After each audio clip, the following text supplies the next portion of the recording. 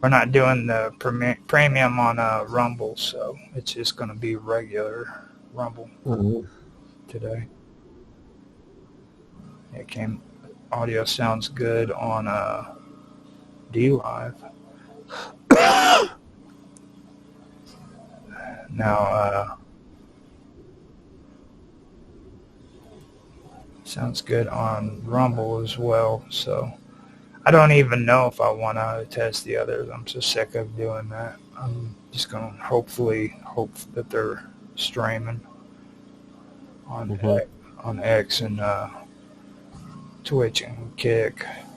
I'm not doing YouTube because there's no telling what comes out with YouTube. You've been lucky so far.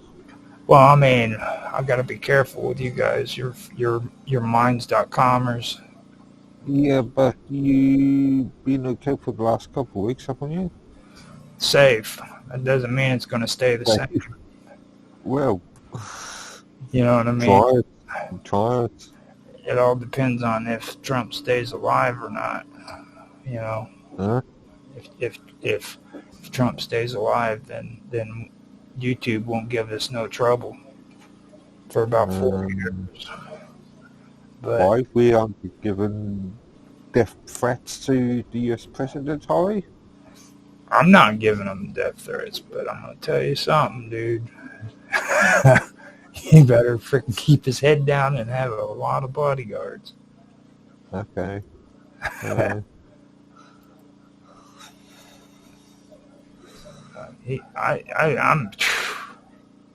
My God, it's just so crazy. I almost didn't want to go on Nancy's show the other night because of it. How much crazy stuff. We didn't really talk about Trump that much. No, didn't even pop up. I don't think. But yeah. I went on Jaffe's show the night before that, and it got out of hand. It was horrible. They didn't even talk about Mexicans. It got so bad they were freaking like getting all racist, talking about Jews and shit. Okay, yeah. It's going to get worse than fun now that Iran's fallen. Oh, yeah. It's going to get a lot worse, all the Jewish eaters. I actually left, what was it, the Science and Technology group from mine today because it was inundated with such content. And I've been subscribed to that for 5-6 years. Yeah, no. I'm getting ready to reevaluate what I want to do too. Mine's Gaming left mine's. He's disabled his account. He hasn't left. He hasn't closed it down. He hasn't closed it down. No, he's just disabled it. He's pretending that he left. I'm gonna point that out in his chat. You pretend. He might just keep it suspended forever. I know what that shit's all about. I've been threatening to leave freaking mines for since 2019. You still here? Yeah, I know. I hate them bastards. I hate them with a passion, but I keep freaking staying there. I don't even know why I do it, to be honest. They drive me nuts. You remember that, what was it, the MCSI group not displaying anything? Barshi only got back to the GateSlab ticket yesterday. Right. 6 days. It keeps saying that my OBS is already running, and it's not. Okay, here it is. It's finally firing up, I think. It asks you if you want to run it anyway. It says OBS is already running, and it's not. It's not even running on my task manager. And it says, do you want to launch it anyway? And I'm like, yes, I want to launch it anyway, because you are a liar.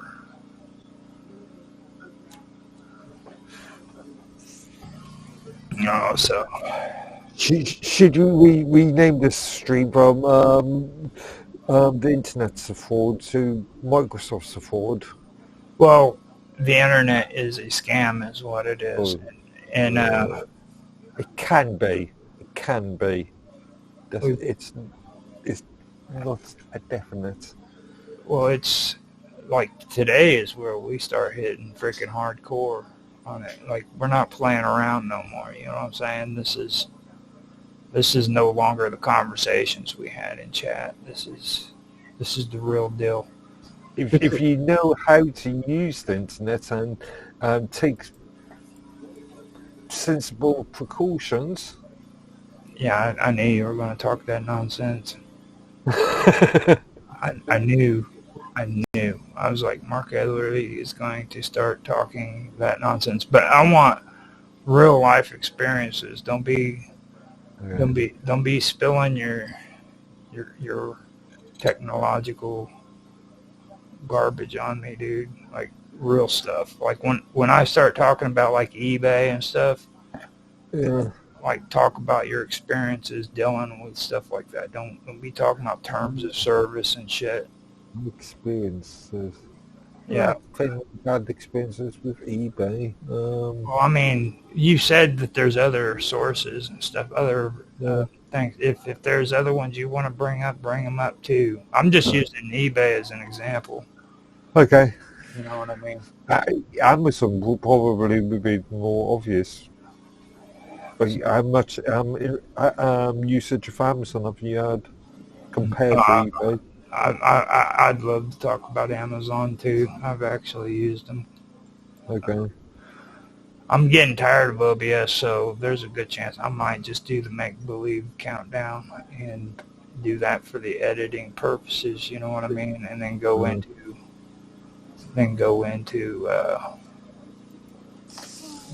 the show because I'm just sick of OBS. I wanted to use it to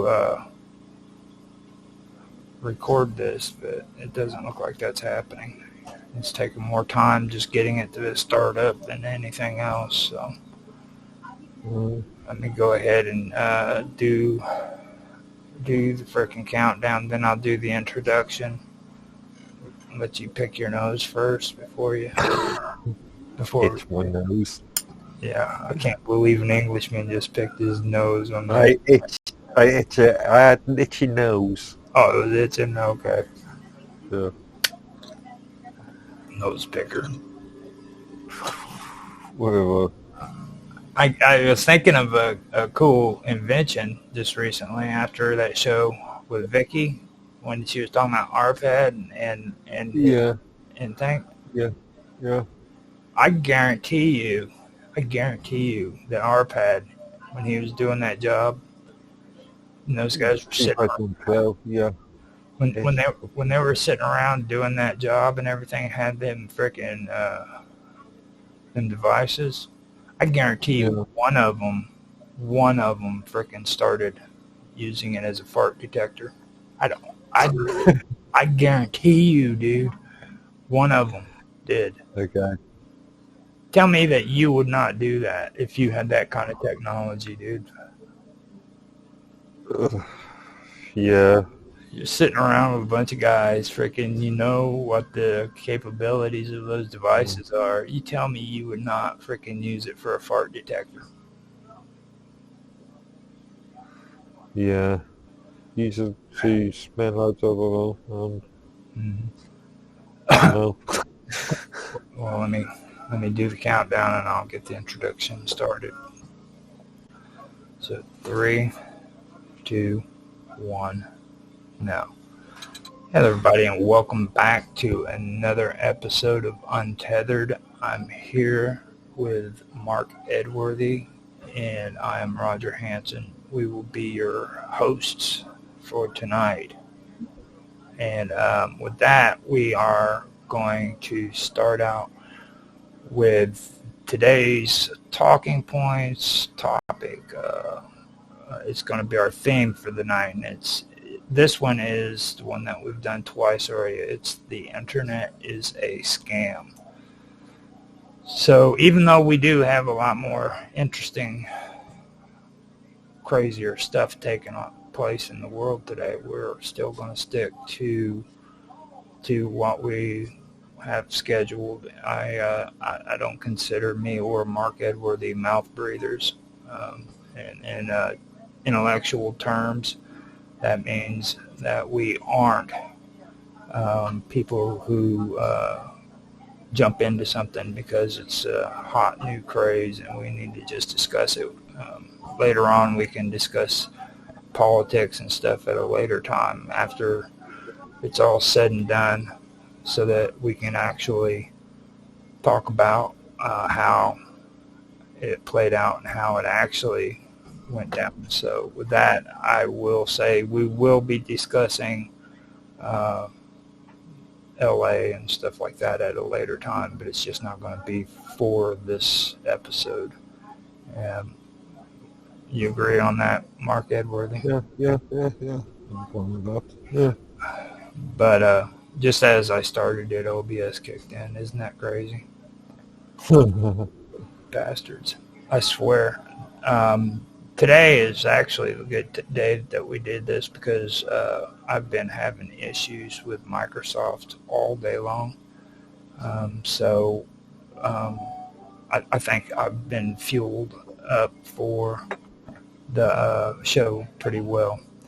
Now we've gone through like a lot of the conversations that we've discussed in chat on Elements and covered all of that pretty much and did some extra stuff. And today, since it's going to be the last one for this year that we do concerning the internet sucks or the internet's a scam, I figured we would get down to more personal shit and start talking about the real stuff, the things that I know that I've had an issue with the internet since I've gotten involved with the computers to, and I know if I'm having issues with it, everybody else does in some way or another.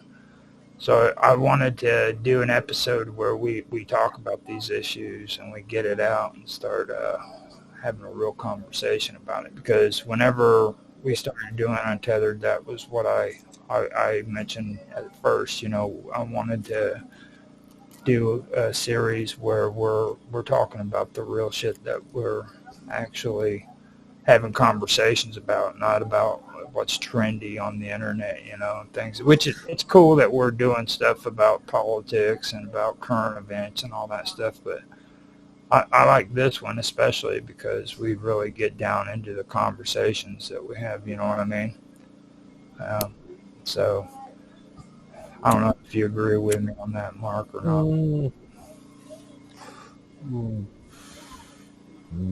Yeah.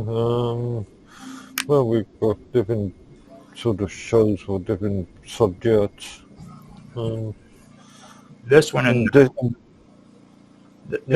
this one and the one before that we did, like whenever I start talking about Moloch and okay, I start talking about dead popes.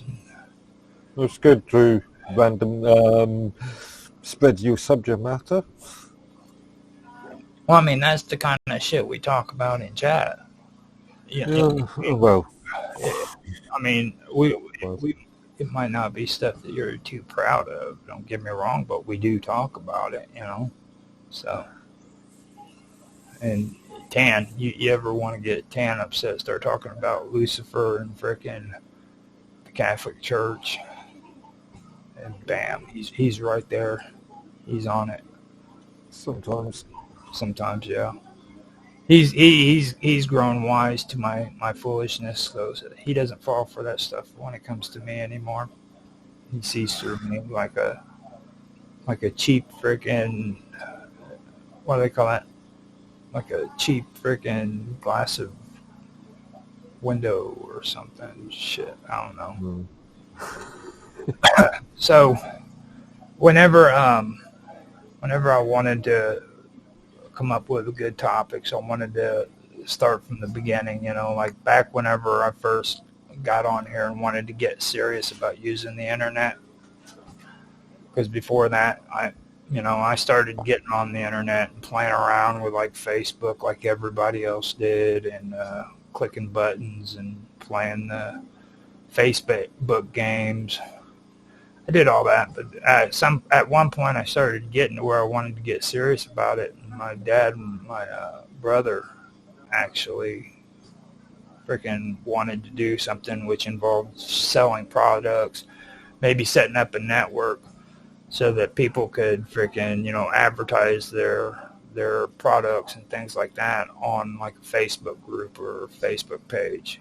And we wanted to do that at first. And this was also during the time where I freaking started to just set up pages and groups on Facebook for like, well, my first channel was the Praetorian, I believe, but the second one was the strange, the bizarre, the unusual. I like it, which I now changed it to strange things. But back then I wasn't like making my own videos and doing streams like I'm doing now. You know what I mean? It was just I would go and I would add people to my groups and to my pages, and I would check their views out, and if they were high, I would share them on my group, and it would give me views. You know what I mean? So that's how I started learning about views and organic reach and all that stuff. But when I started checking out this thing about selling products and trying to network with people, that's when freaking I found out how horrible that stuff was. So I started doing research on these platforms like eBay and Amazon and all that and everything, and started trying to work through them, and gave up on trying to set up a network like that on Facebook. And that brought me to where I had to learn about the fees for selling products and things of that nature. And I think with me, even to this day, from way back then to now, that's one thing that really sticks out to me is about the fees that are involved with selling stuff over the internet. You know what I mean? So with that, I want to start out there. We could go into the whole eBay thing that I've pulled up or Okay. you can make. I'm going to point out I've got a completely different experience of the internet. I wrote my first web page back in '96. The web was produced in '94. In 2000 to 2007, I did a lot of commercial e-commerce sites. I think I've got about I would say about 15 or 15 websites that are still being used by small, medium-sized companies.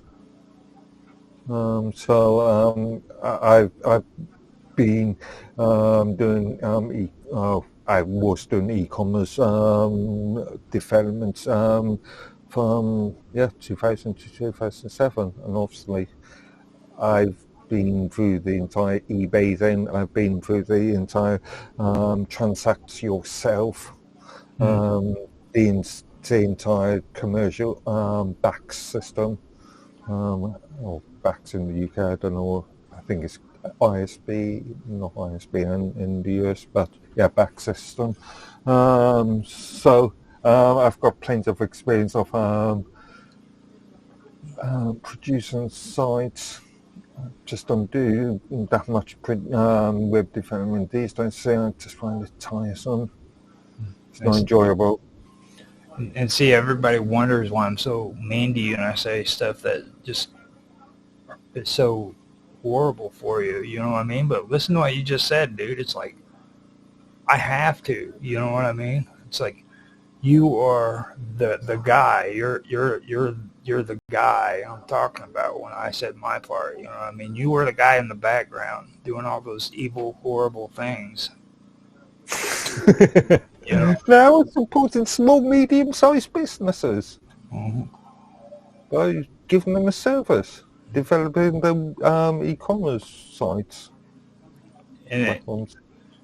but getting serious though, I mean, it's like freaking. It's good that me and you're actually doing this together. That way you can kind of give your feedback on it too, because like these are serious issues that a lot of people on the internet have to go through. And for me, like what I wanted to do is I wanted to pull together the information on the fees and the selling, the fees for as an example for eBay. You know what I mean? That are going Okay. on. I don't know the numbers, but no doubt you have got some.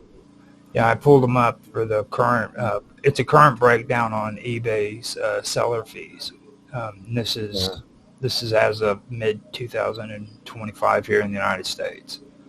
Yeah. Okay, so first you have the insertion fees, and that's basically the listing fees. Which are what percentage?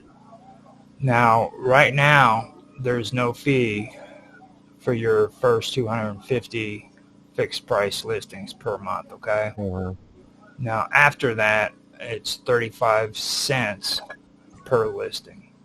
Now, that applies each time you list a product, even if it's unsold. okay, so there's a fixed fee. Okay, 35%. Yeah. Okay.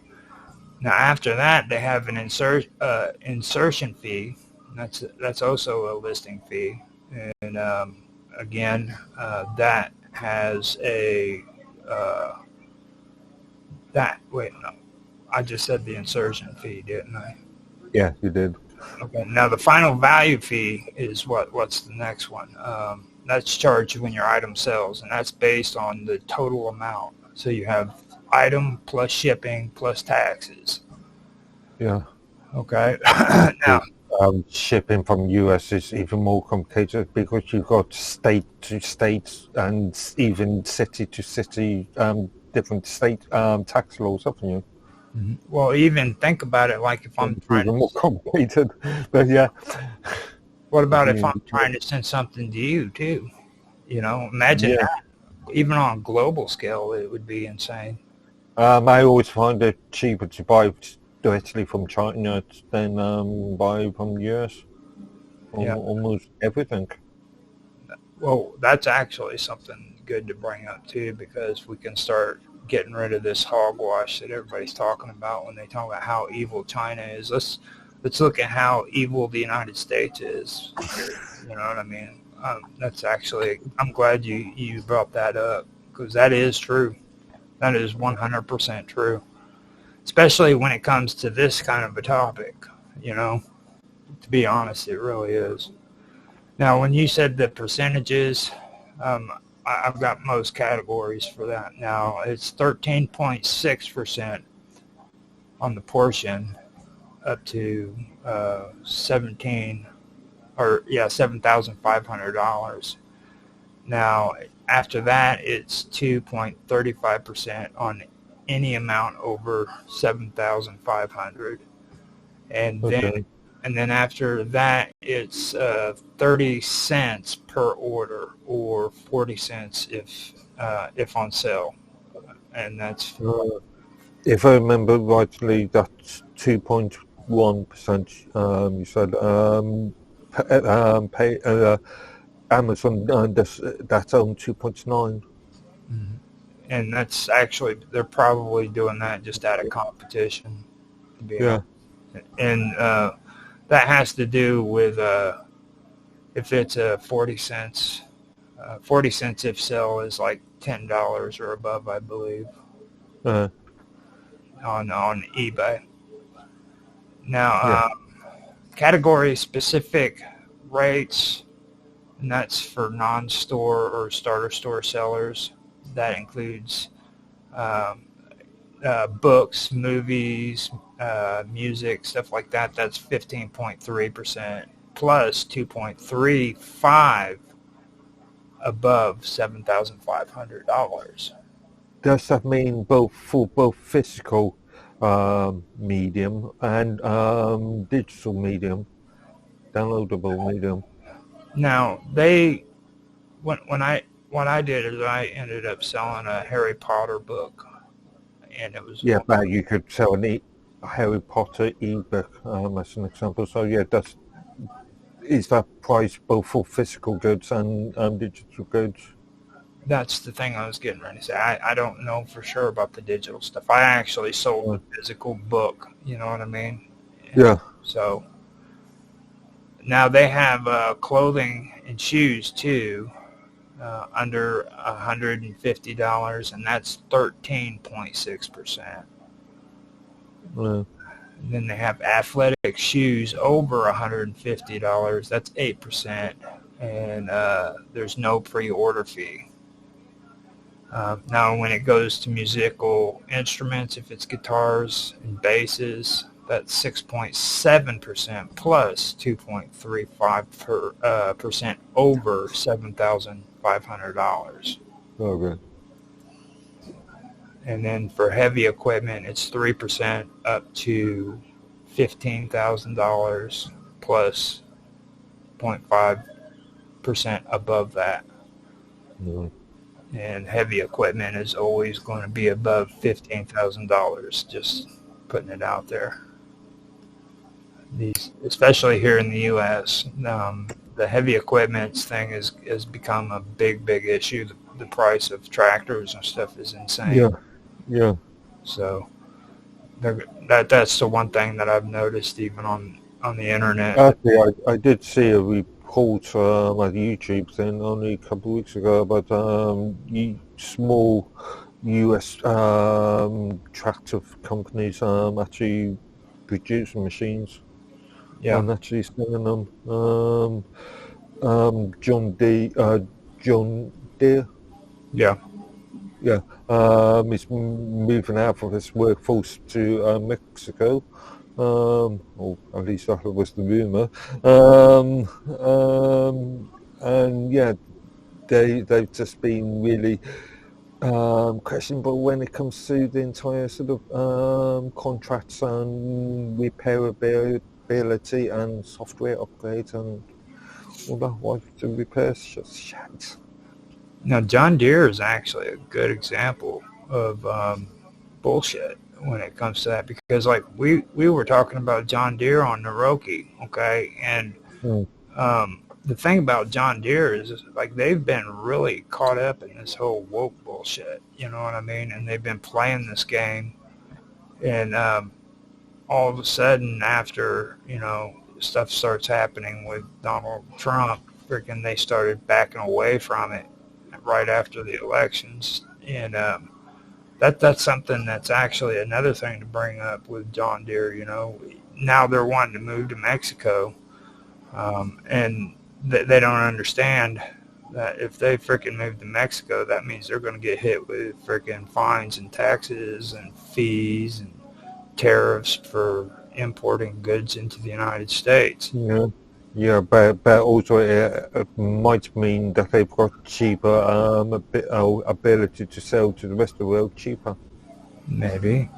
But The United States consumer market compared to the world's consumer market is a cheaper price. I know which one I would choose. a lot of things have come out on this too, because like especially on YouTube, when it comes to people who are farmers and the equipment they're buying. Okay, Yeah, now I've been watching some of these videos where these people are talking about, oh, it's so horrible for monetizing because they do these streams where they use tractors and they use equipment on their shows, and they get paid yeah, for it by these okay. companies. Advertising, yeah. And what they're doing is they're buying merchandise that's out of the country. None of their merchandise is from here in the United States. So now they're getting on YouTube and they're telling everybody freaking, oh, we're going to get hit so hard because it's so much cheaper for us to buy this equipment over in Taiwan or over in freaking Yeah. China. And now we're us poor platform, uh, All CEOs and executives. our poor, us poor, you know, content creators who are using foreign tractors for our streams are going to have to buy American. And you know how expensive that stuff is? I mean, they're pretty much right on the internet telling Yes, everybody. yes, yes. But as I already said, there are smaller companies popping up at the moment. Right. The market will. This is a small blip in the market. I'm That'll really, be. I'm really glad though that freaking we ran into this heavy equipment thing too, because that actually is a big It's issue. a big issue at the moment. Yeah, granted. Yeah, it is. Um, Once you see there's an emerging market, and it's just a matter of time. I Hmm. mean, look at MySpace compared to Facebook. Yeah. An example.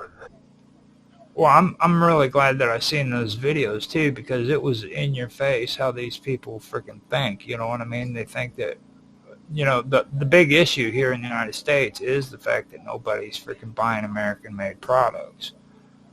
It's problem is that your manufacturing has reduced quite a lot in the last 20, 30 years. Hmm. And Same as Britain. Britain manufacturing has dropped significantly in 30 odd years, 40 odd years.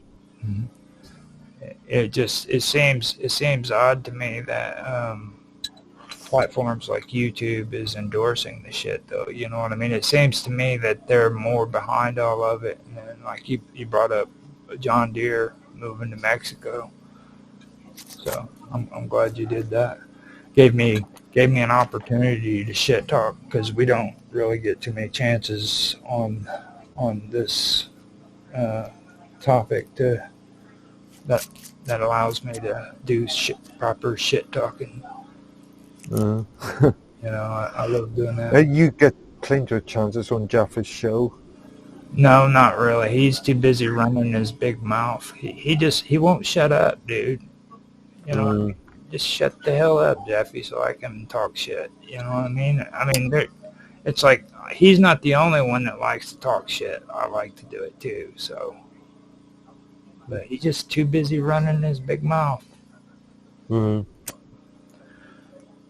Okay, so after that, let's move on to the store subscription discounts. Okay. Now, having a store, basic or above, that might reduce final value fees slightly. That would be like to 12.7% to 15%. And it might also lower the insertion and upgrade costs.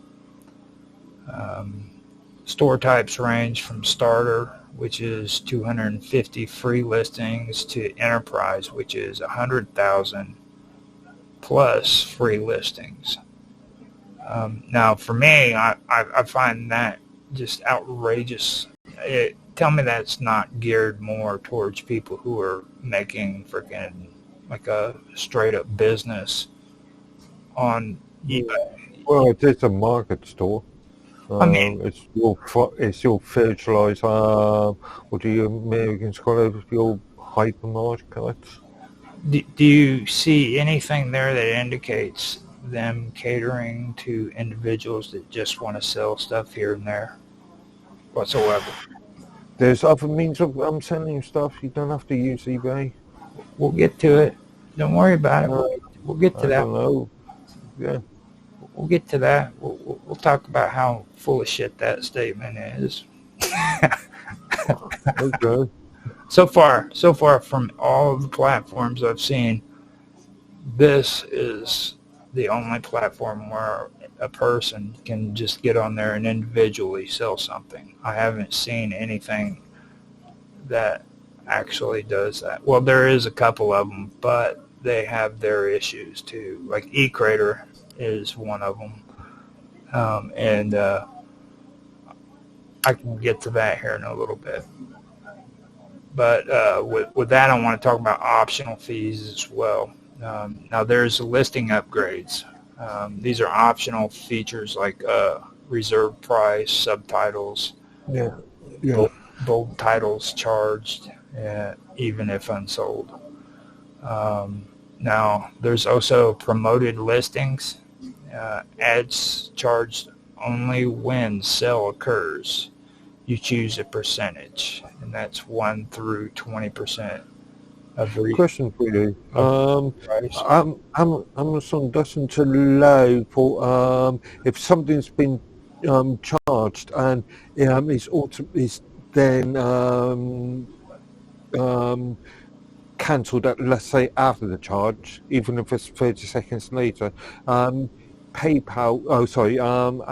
will still charge the seller. Does eBay do the same? No, eBay will allow you to cancel it out.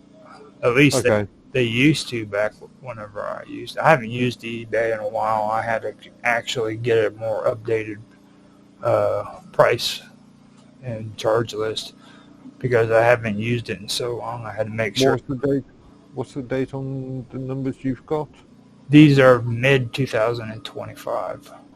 Okay, so yeah, pretty recent enough. Mm-hmm. Now, then you have penalties and adjustments, which is below standard sellers. That's plus 6% penalty on final value fees. Then you have high return rates, which is not as described, and that's a plus 5% on final value fees. Then you have top rated plus sellers. They receive a 10% discount on their percentage based final value fee. Okay. Now we get to the international fees. This is what I was talking about. Like if I sent something to you, okay? Mm-hmm. Now selling across borders, that might add an international fee, and that could be 1.7% for some regions. It applies if buyer's or delivery address is abroad. So if it's outside of the United States, that's where it applies to. Now, a good example is selling. Okay, what I'm going to do is I'm going to make up I made up an example, and what I did is I wanted to make it a small price, single item, okay? Okay. And I wanted to kind of run through, and I know that the value would change for the higher ones, but I want to talk about single, cheap items that you just want to sell, and I used the Magic card as an example, okay? Say I want to get on there and I want to sell one Magic card for $1.50, okay? So here in a little bit, I'm going to get into that one and show you my example.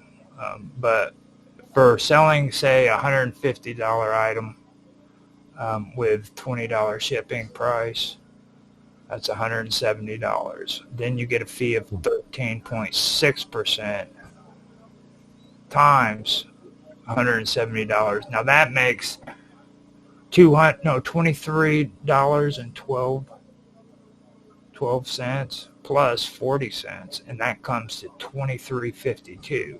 Okay, that's for a $170 total price.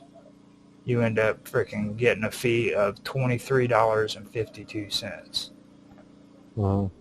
Okay, so the net to seller is approximately $146.48 before shipping costs.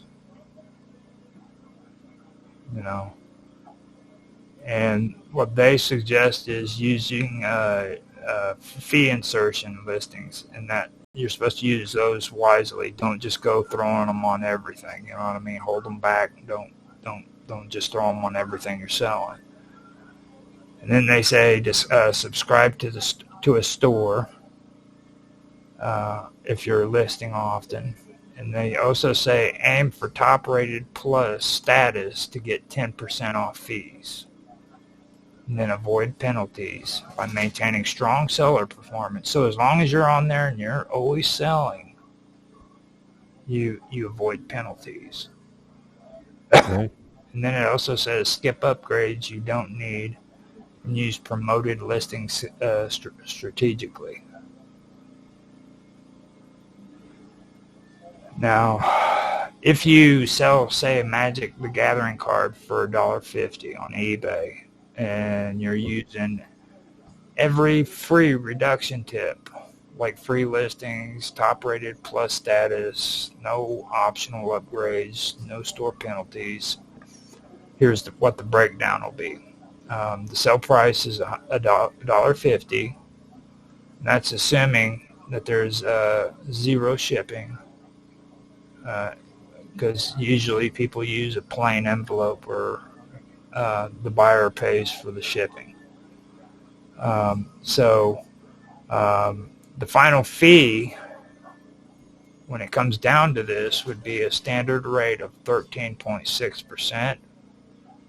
Then a top rated plus discount, which is 10% of the percentage fee. So you would get 13.6%. They would get 13.6% of $1.50, which is basically 2 cents. Okay.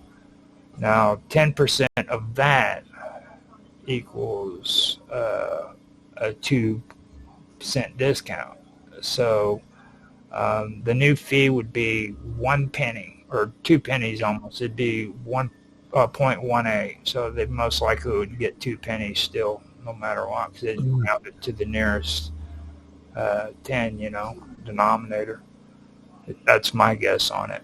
Now, the pre-order fee for orders under $10 is typically 30 cents flat, and there's no discount that applies there. So the total fees would be, the final value fee would be 18 cents, which I don't know how they end up working that out. So the order fee itself comes to 30 cents after that. Then the total altogether comes to 48 cents. So basically, for something you're selling for $1.50, you're going to freaking be making $1.02 off of it. You're going to be making 2 cents, $1.02 off of $1.50 that you're making. Now, that is fucked up. You know what I mean? Now, if you're mailing it in a standard envelope with a stamp, that comes to about 68 cents in the United States, okay, in this year. Now, your net profit after shipping might drop to about 34 cents because you have to pay for the envelope and the stamp. Yeah. Or the frank machine. Okay. Now, if you're maximizing all tips, you keep $1.02 before shipping. After the stamp, it's 34 cents. And this is where they turn around and they suggest that this is why you charge separate shipping to cover the cost, and then you batch your cards up instead of selling them separately. And that's a load of shit too, because like people who are into freaking card collecting, or you know what I mean, buying and selling and trading. Yeah, I know the I know the game. They don't. Method. Yeah. They don't do that. You know what I mean? They don't do that with freaking coins and baseball cards either. You know. That's the thing that really gets to me. You know what I mean? So, and it's like also whenever they sell, when they talk about that, they say charge separate shipping fees. Okay. I went ahead and I freaking did a breakdown on that to kind of give you an idea of what's going on there, because then now it turns the tide. So now if you cover the cost, you only make 34 cents. But now you turn it and you make it to where freaking it goes on to the buyer. Okay? And this is where it gets freaking ridiculous, because people don't like seeing this shit. You know, when you know that a card is worth $1.50, you don't want to be paying extra. Okay, Mm. Mm. so they turn around and they tell you that freaking you should charge separate shipping for the card on top of the price you want. So if I want $1.50 that the card's worth, I should charge the buyer for the shipping fees. The item's $1.50, and the shipping charge to the buyer will be a straight buck. Okay. Okay. So freaking when they do that, the charge to the buyer is $2.50. Okay. So you ship that in a stamped envelope for 68 cents, and freaking it's paid back to you whenever freaking the money's returned back to you. But then you're taking a chance of scaring the customer off because they know freaking that even though that card's worth $1.50, you're wanting $2.50 for it. Mm. You know what I mean? Mm. And this is the kind of stuff that I freaking started noticing. And, you know, it's good to go in and look at the bigger products and everything, and because when you look at that, you don't see the freaking scam that's going on. But when you take a look at it on a smaller scale like this, you start seeing how much people are getting ripped off by this shit. You know what I mean? And it doesn't matter if you're the one freaking selling the product or if you're the one buying the product. You're getting scammed by eBay, and they're pulling freaking money off the top of it and taking advantage of people. You know? I just... I'll have to review the UK, the European contract. It's pretty fucked up, actually, when you look at it. It really is. And they've been doing this for years. They've been freaking... Yeah. I mean... So I've never actually sold anything through eBay. No, I've never sold anything through eBay. When I've done it, it's always been a card holder company or IBAX, or I'm sorry, IBAN. IBAX. Yeah, I've always gone down the professional route. Actually find a bank or a company that will allow for either card or payment gate processors. Mm-hmm. For me, and you know, that's the one reason why I had such an issue with eBay. I'll use eBay every once in a while when it comes to it, but I just do not like the way that they're doing their businesses and stuff like that. You know what I mean? I don't know. I buy quite a lot through eBay.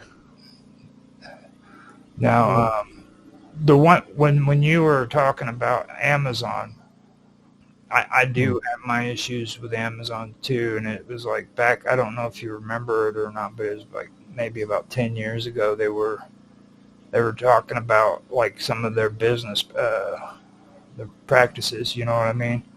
And I found out that like these guys are actually hiring people to go in and freaking buy merchandise off of eBay so that they can pull it into their freaking inventory. Yeah, I've heard that trick done. I've heard that trick being done quite a few times in different years. At least 10 years, 15. Now you're actually in the business. How many times have you run across that where they would actually hire buyers that all they do is sit on the computer and buy merchandise for companies? I'm aware of various companies. Quite a few in India. Well, that would make yeah, sense. India is quite a hot spot for this, or was at least. Well, I'm pretty sure they're probably still doing it too. Yeah. I know that it's gotten way more complicated, or it's gotten way more sophisticated. I shouldn't say complicated. but more sophisticated, because like Amazon now here in the United States has like depots basically.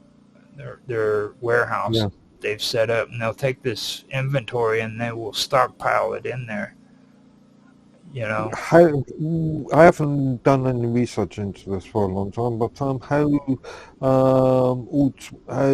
is Amazon dealing with the automation processes? I know they were using uh, automatons, so-called robots, and or planning to, and using some sort of what they call AI.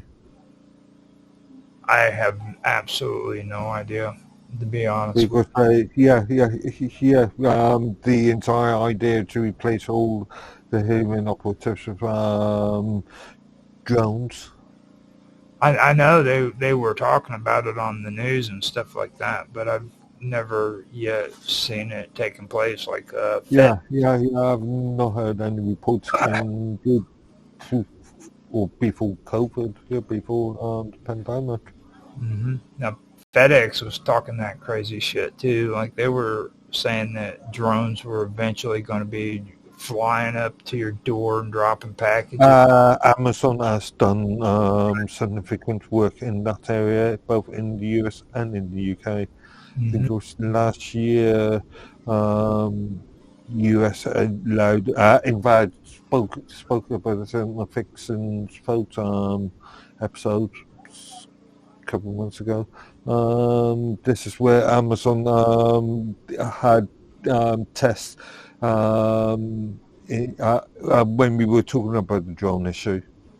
Mm-hmm. Yeah, you remember that, where Amazon actually had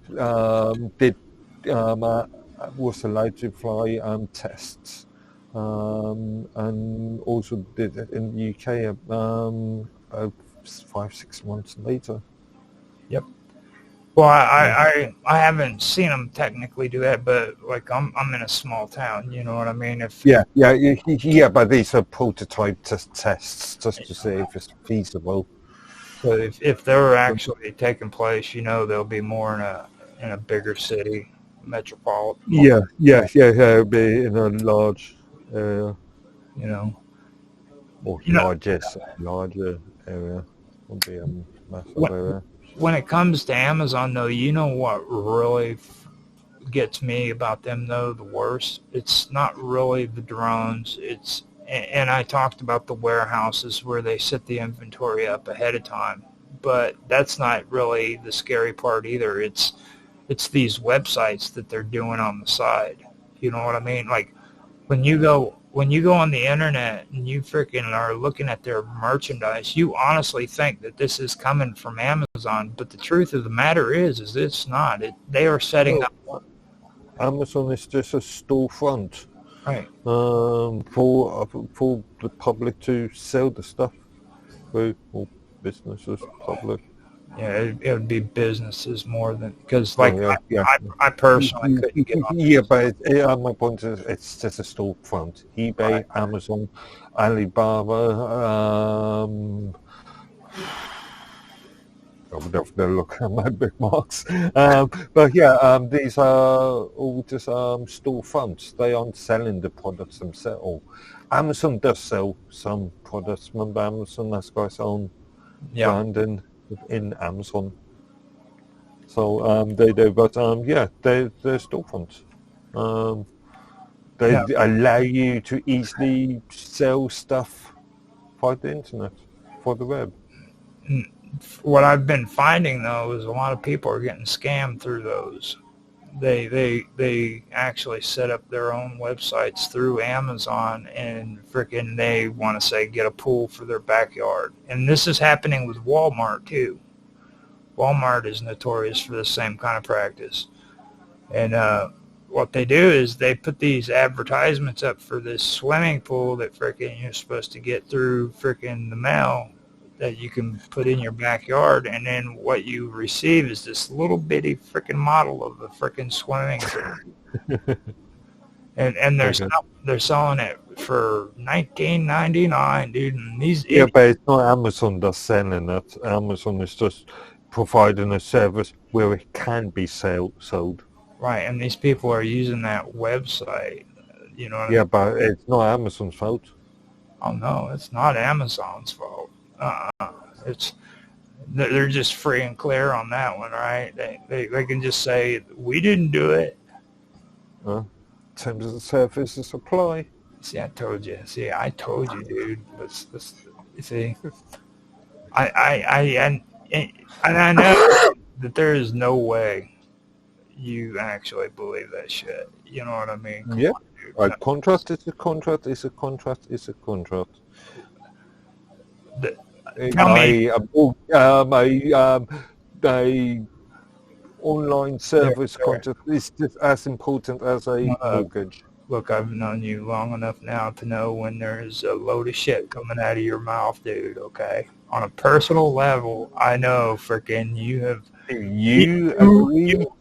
You as the user agree to a contract. You are talking as if you have never been scammed on the internet, dude. Or that there has been nothing that has upset you when it comes to this kind of stuff.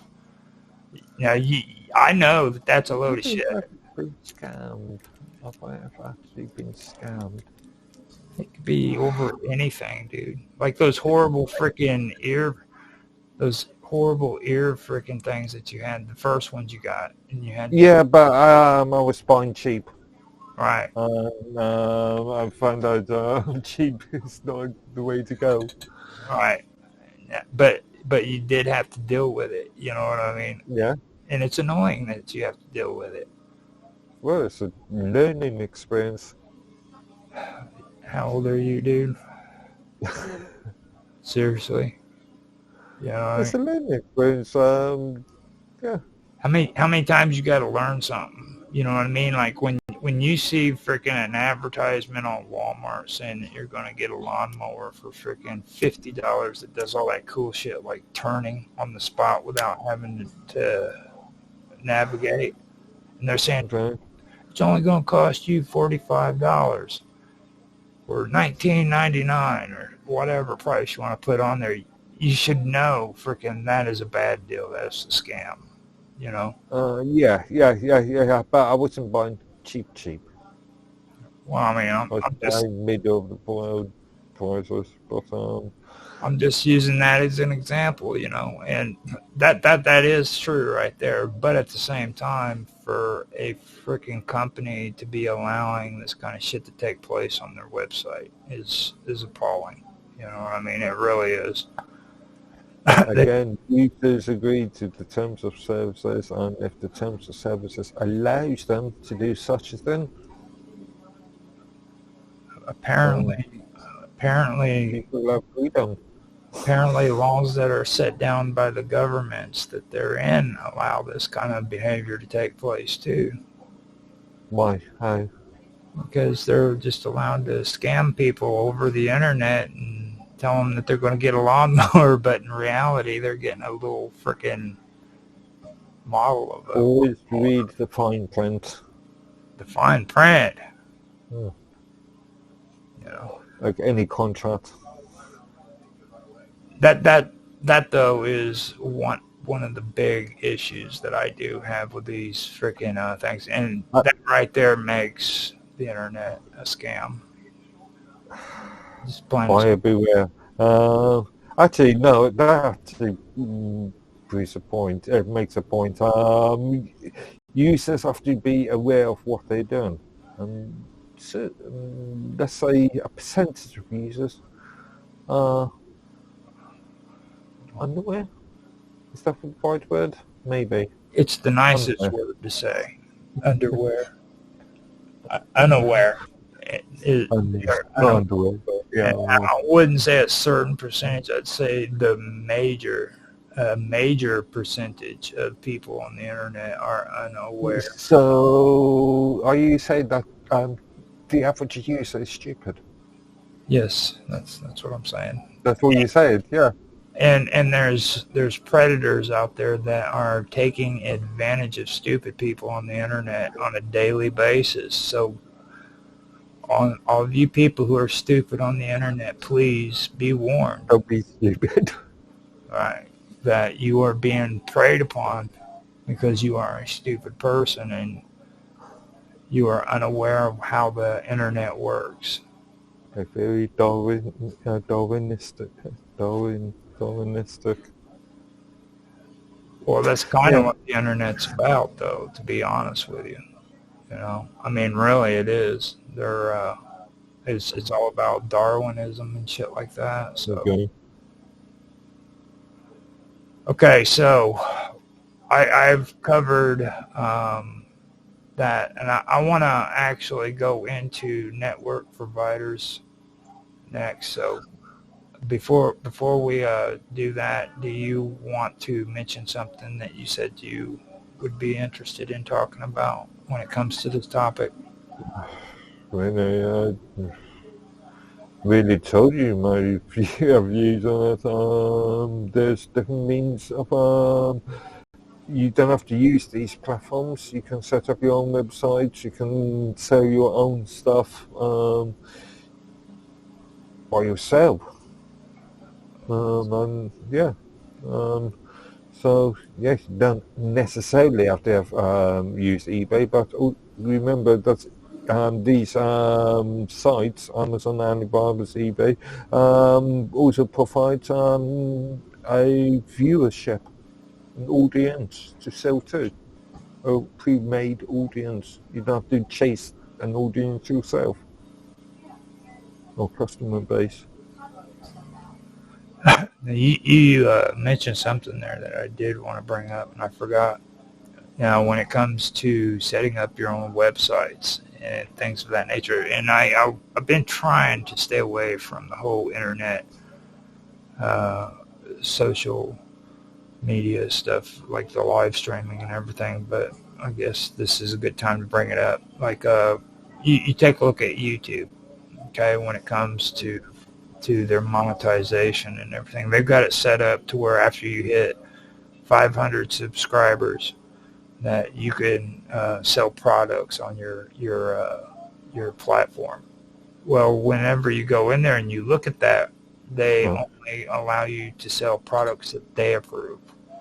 You know, yeah, yeah. now, I know people who are on here. Sonia Galactic is one of them. She has her own shop on here where she sells T-shirts and Mm. novelties and stuff like that. You know, I don't get the option to freaking go in on YouTube and say, look, I don't want your freaking Teesprings. I want to be able to sell Sonia Galactic's T-shirts. I don't get that option.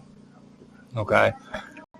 But you can talk to Sonia yourself, and yeah, that'd be your best solution, Yeah, but and make an agreement with her the directly.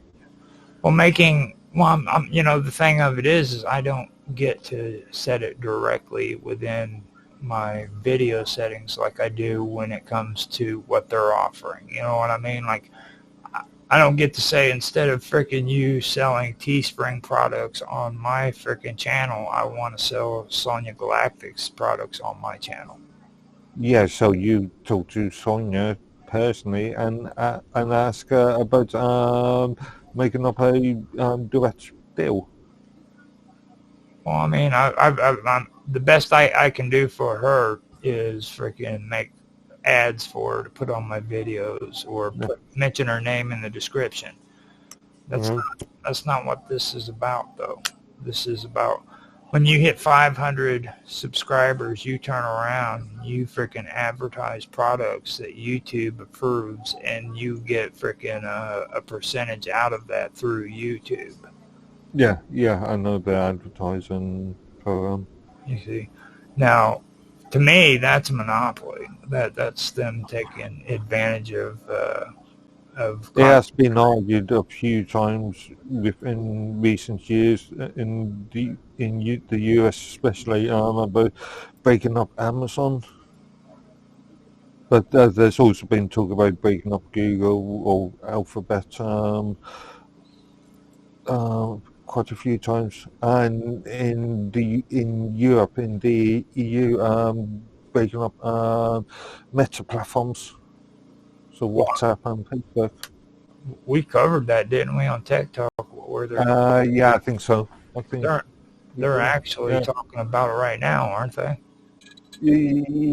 Yeah, this has been on and off for a couple of years now, maybe 5, 6, 7 years. Yeah, they've been going through court procedures and stuff about their advertisement and monopolizing the advertisement thing, I believe. So what I want to do, we're at an hour and 5 minutes. I'm going to put on Mr. Robot's Cool Hacker Radio music and take another break, get some coffee, smoke a cigarette, and then we can come back, okay? Cool. And we'll finish this off because I know you're tired. I can tell it in your face. Yeah, it's been a long day. I don't even want to get you upset today. I was hoping that maybe we could get your head to explode. I thought we were able to do it in the last episode, but man, still there. You're a beast, dude. That's all I gotta say. You are a beast. So yeah. Anyway, I'll be right back. I'm gonna put the music on, and we will be back in just a second, guys. So talk to you later, Mark.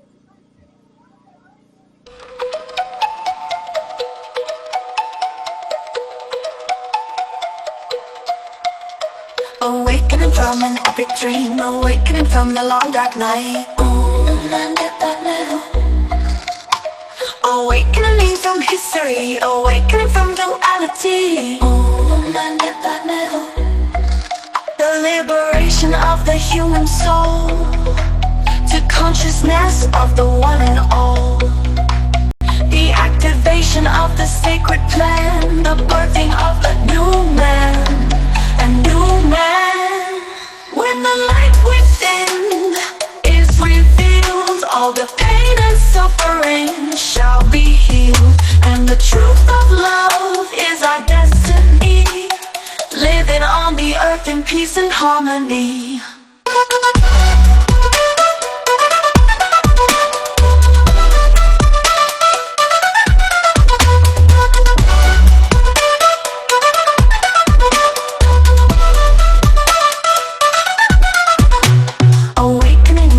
Perceptions, awakening to the joy of life. Awakening to a new dimension, awakening to a paradise. The illusion of separation disappearing to unity, into the source of a high vibration, into the wonder of the mystery. A mystery. When the light within is revealed, all the pain and suffering shall be healed, and the truth of love is our destiny, living on the earth in peace and harmony.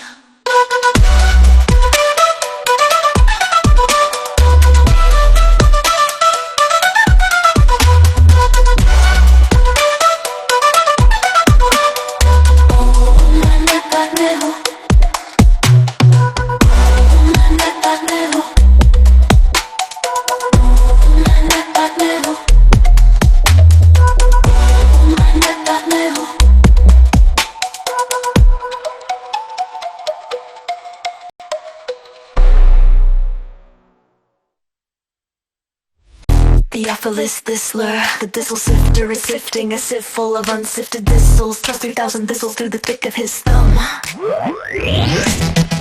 3,000 thistles through the thick of his thumb. 3,000 thistles through the thick of his thumb. Theophilus Thistler, the thistle sifter is sifting a sieve full of unsifted thistles. Thrust 3,000 thistles through the thick of his thumb. 3,000 thistles. Mr. Robot rolled around and rolled round, and if Mr. Robot rolled around and rolled round, where is the round roll?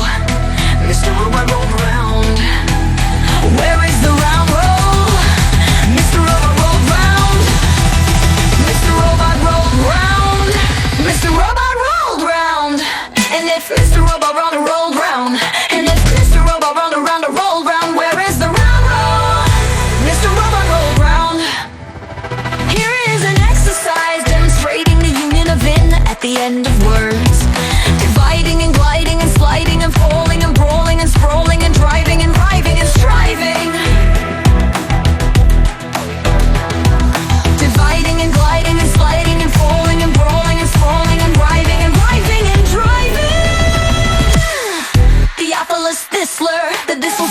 is sifting a sieve full of unsifted thistles, plus 3,000 thistles through the thick of his thumb.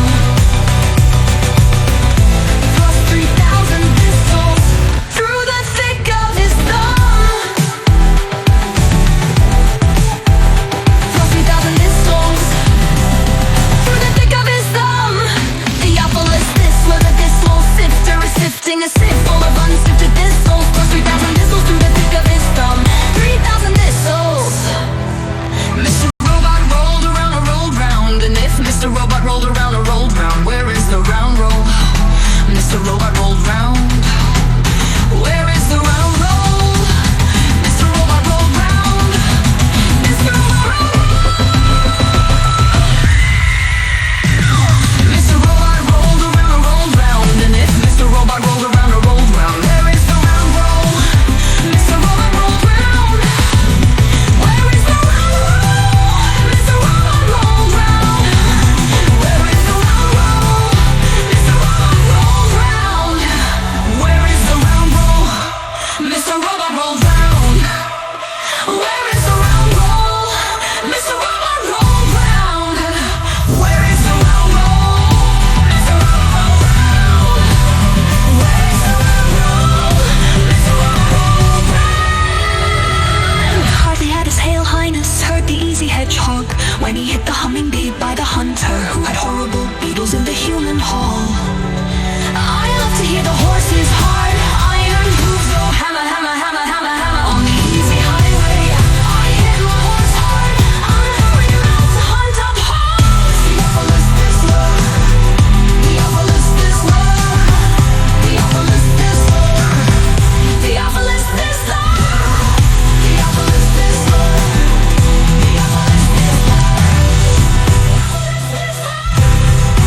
Theophilus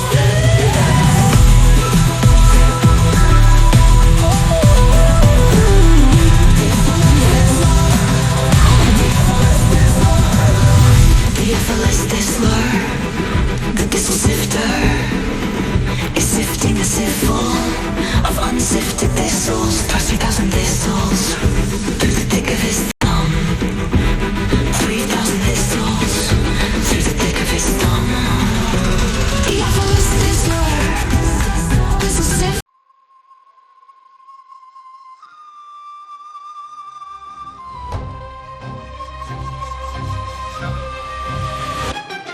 Once the gods carved earth like a cosmic chessboard, Poseidon claimed Atlantis, his starborn accord. 10 twin suns, throne of tridents waits at his command. Empire stretched from bow, big stones to Mayan sand. Monoliths stacked like Legos blocks no crane could lift. Sonic levitation, gods don't need pulleys or grit. Athena taught Athens, Hephaestus forged veins of gold, but Atlantis spires pierced heaven, stories untold. Aegis of virtue, divine blood pure in the veins. No egregious geodesic temples where starlight reigns, but mortality crept in, diluted the grace. Gold turned to rust, hubris eclipsed the god fast. Of Atlantis, drowned in the deep. Poseidon's lost kingdom, where titans still sleep.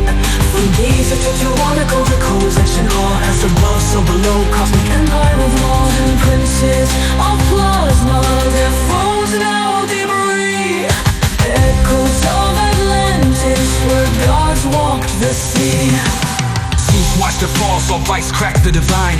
Pyramids hummed warnings, but they ignored the signs. Sky split with fury, tsunami swallowed their pride. Atlantis sang screaming, but blueprints survive. Baalbek's foundation, stones that defy modern math. 1,000-ton puzzle, gravity's aftermath. Scholars still baffled how they align the stars. They rode cosmic currents, breaching space-time's bars. Now divers chase shadows where crystal cities gleamed. AI scans the ocean, but truth's a half-dream. Dream free masons whisper maps in their lodges of lore. Plato's Critias, a metaphor or a war. Echoes of Atlantis, drowned in the deep. Poseidon's lost kingdom, where titans still sleep. From Giza to Tiwanaku, the coalition all as above, so below. Cosmic empire of laws and princes of plasma, their thrones now debris.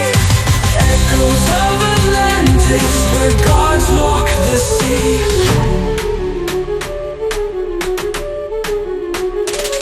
They say Poseidon's seed still flows in our veins. In every megalith, every grid that restrains. The Dogon chart Sirius, temples guard the flame. But Atlantis tech, it's encoded in our DNA's frame. Zeus's verdict was fire, a flood and ice. Yet the Sphinx still stares, whispering sacrifice. Mortal minds crave power, but miss the design. True kings rule through resonance, not bloodline. Now decode the ruins, their psalms etched in stone. A star-born king's empire, now dust and bone. The hall of records buried neath Giza's cold gaze holds anti-gravity schematics from pre-flood days. Crystal engines hummed, organ fueled their might, till pride turned their frequencies dissonant blight. The Anunnaki fled, Mars colonies crumbled. Leviathan's bones and the Mariana rumbled. But Poseidon's ghost rides the Bermuda's mist. Evolve past the greed or drown in the abyss.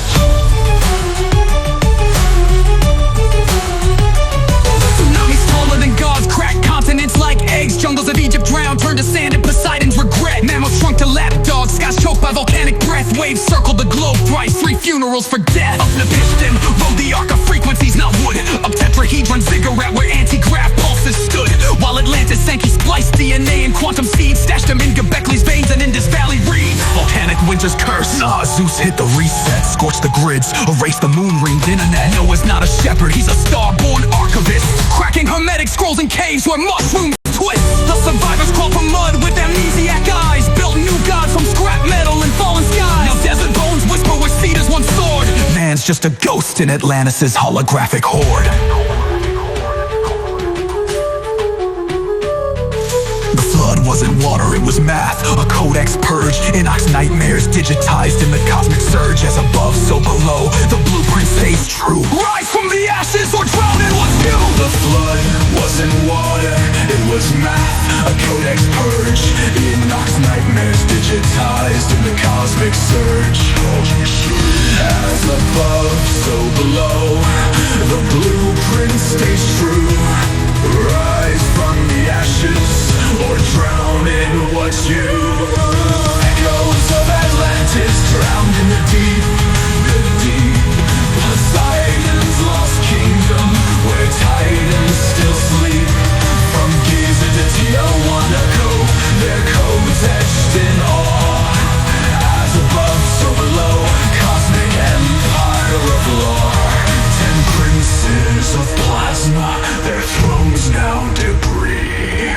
Echoes of Atlantis, where gods walk the sea. So when you see Stonehenge, Angkor Wat spire, know Atlantis lives in the quantum choir. The gods were myths, their mentors in code. Rise from the ashes, or repeat what they owed.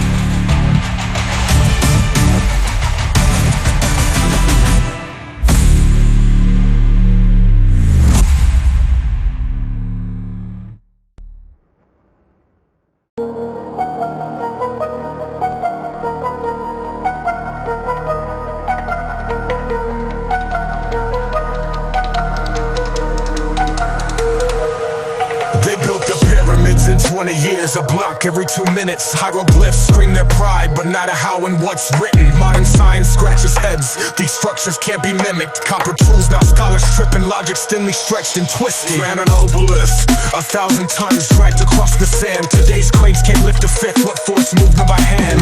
Call the ancients primitive, yo, that's pure delusion.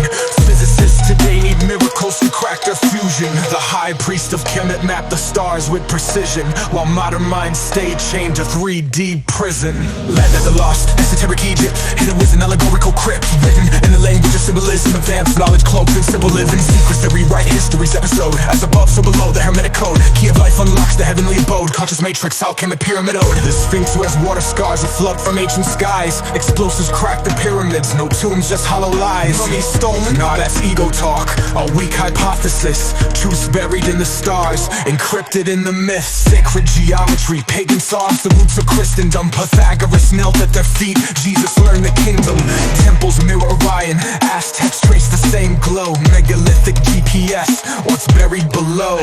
They split the lotus stem, hid wisdom at the core. Solomon's temple, just a copy of what came before. Land of the lost, esoteric Egypt, hidden wisdom, allegorical crypts. Written in the language of symbolism, advanced knowledge cloaked in simple living secrets that rewrite history's episode. As above, so below, the hermetic code. Key of life unlocks the heavenly abode. Conscious matrix, alchemy pyramid ode. Iron to gold, alchemy's flame, they mastered the unseen. Telekinetic levitation, Mars dust in their genes. Critics laugh, aliens but the proof's in the plasma. Why is the Dogon tribe no serious? Was a binary drama? Myths and metaphors, the truth's too bright to hold. Scattered in ruins worldwide, a map etched in gold.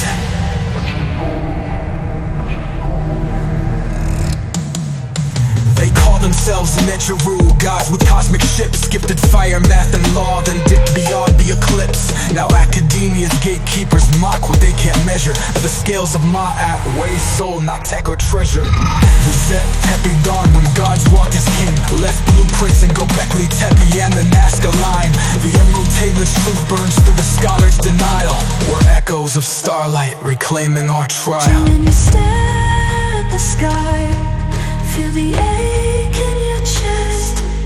That's ancestral memory. We're all cosmic guests.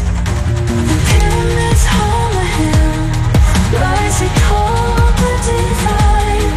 As above, so below, till the world's realigned. Land of the lost, esoteric Egypt. The truth's a spiral eternity script. In a language of symbolism, we're gods we've been missing.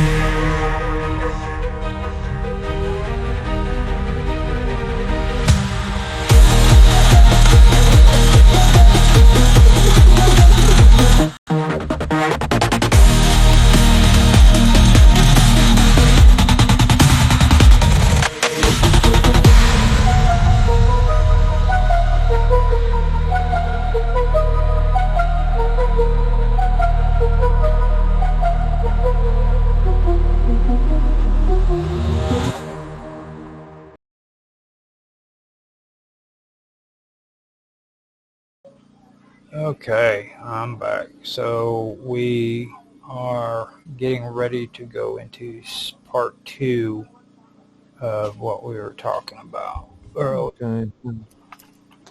Let me get everything. Oh, your camera's off. Yeah, no. Just waiting. I'm gonna go ahead and put up that picture that you hate so much. So yeah, we are back. We're going to get into part 2 of what we're want to talk about. Now, I wanted to bring up network providers, and then later on, if we have enough time, get into talking about computer equipment and what it takes to actually use your computer to do what you'd want to do when it comes to taking the internet serious rather than just getting on Facebook and playing games and doing what most people on the internet do, you know what I mean? Like, if you take this seriously, what exactly is it that you need for it?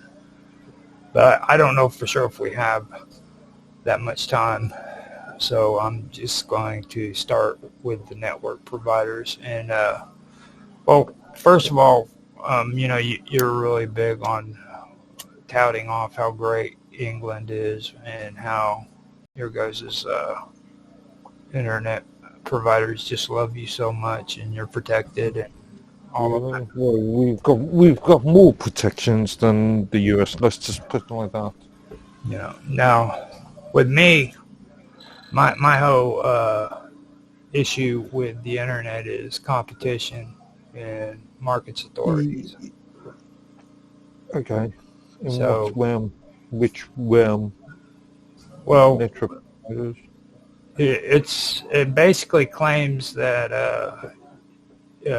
it's the United Kingdom's primary antitrust and competition watchdogs.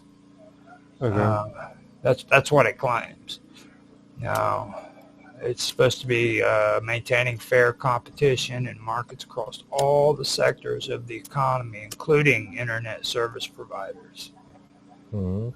Now, do you know anything about the Competition and Market Authority? I've done research in the past, not for many years, but I've done research in the past. I know who the research. I did actually advise somebody, a UK citizen, about 2-3 years ago, in one of the element rooms, about taking these keys to the Office of Communications, Cisco department or something.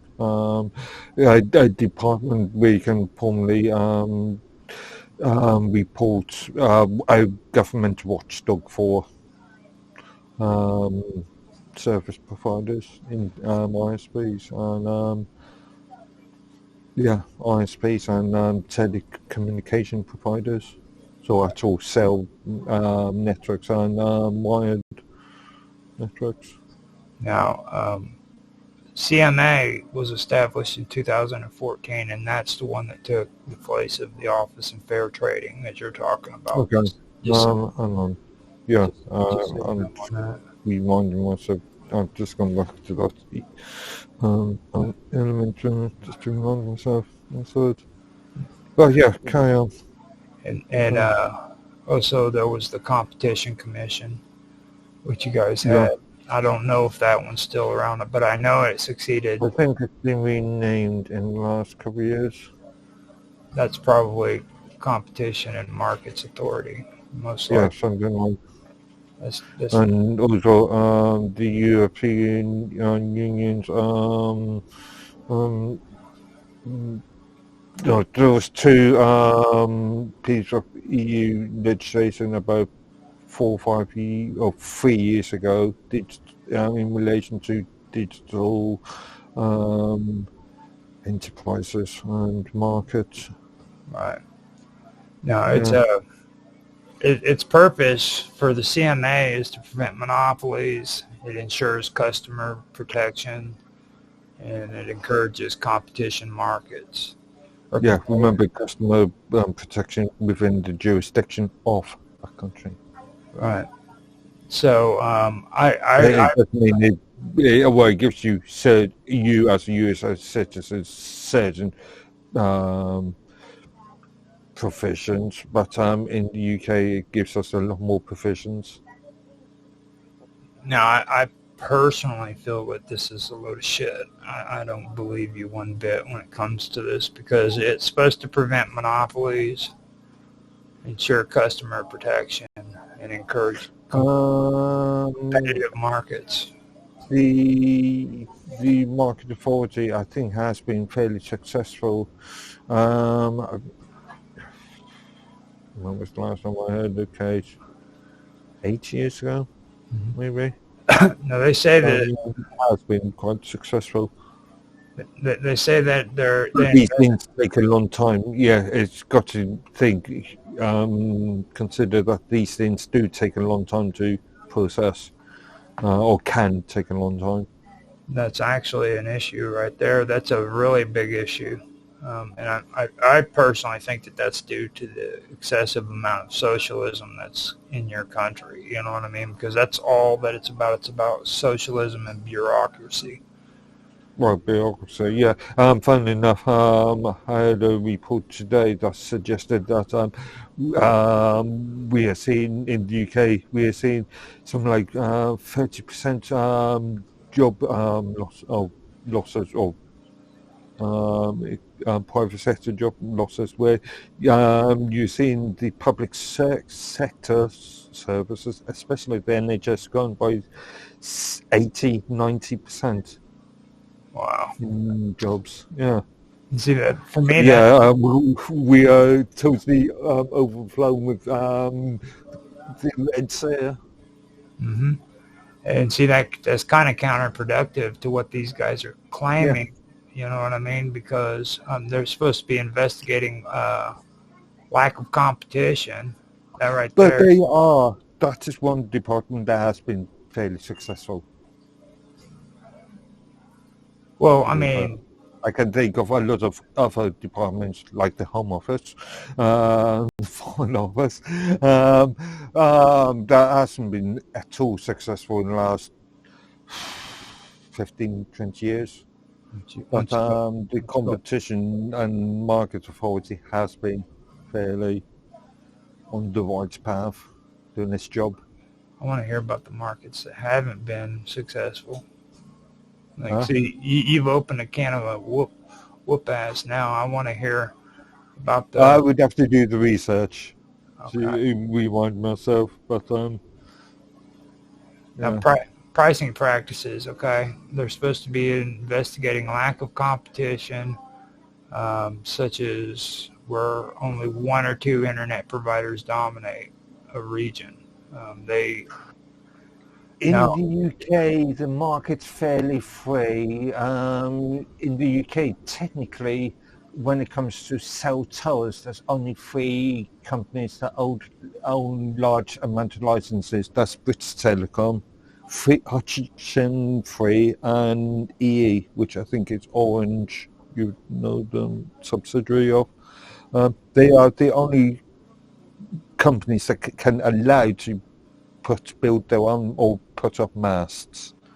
All the other companies, all the other internet and phone providers you're in the UK are licensees of those companies. They buy license agreements of those companies. you see that's kind of messed up, to be honest. And in the US, there's only four, technically three, because I think it was T-Mobile and Verizon owns T-Mobile. So in effect, you've got arguably four large telecommunication providers in the US or sell mobile phone communication, and all the other providers that you buy from are licensees of those Now, agreements. now the thing that really gets me in my neck of the woods is like they have Xfinity, which is through Comcast cable Yeah, communications. yeah, Okay. Comcast being one of the large players. Now with with Xfinity, you have Comcast, which owns it, but at the same time they have um, another subsidiary. Okay. Now they are actually cheaper than what it is for us when it comes to getting our internet services. Okay. Mm-hmm. But since freaking Comcast has bought up Xfinity and this other freaking company, they have this right to say, well, we can't provide you services from this other company because we have a subsidiary in your region, so we'd have to provide you with them. Well, of course, the price for that, Yes, but you could go to another subsidiary company of another company, yeah, company. that's still You not don't cool. have to use that one provider. You haven't got a choice of one provider. You can have any number as long as it's one. Well, when you take a look at what we have here, we have MediaCom, okay, and I hate Yeah. MediaCom with a freaking passion. Okay.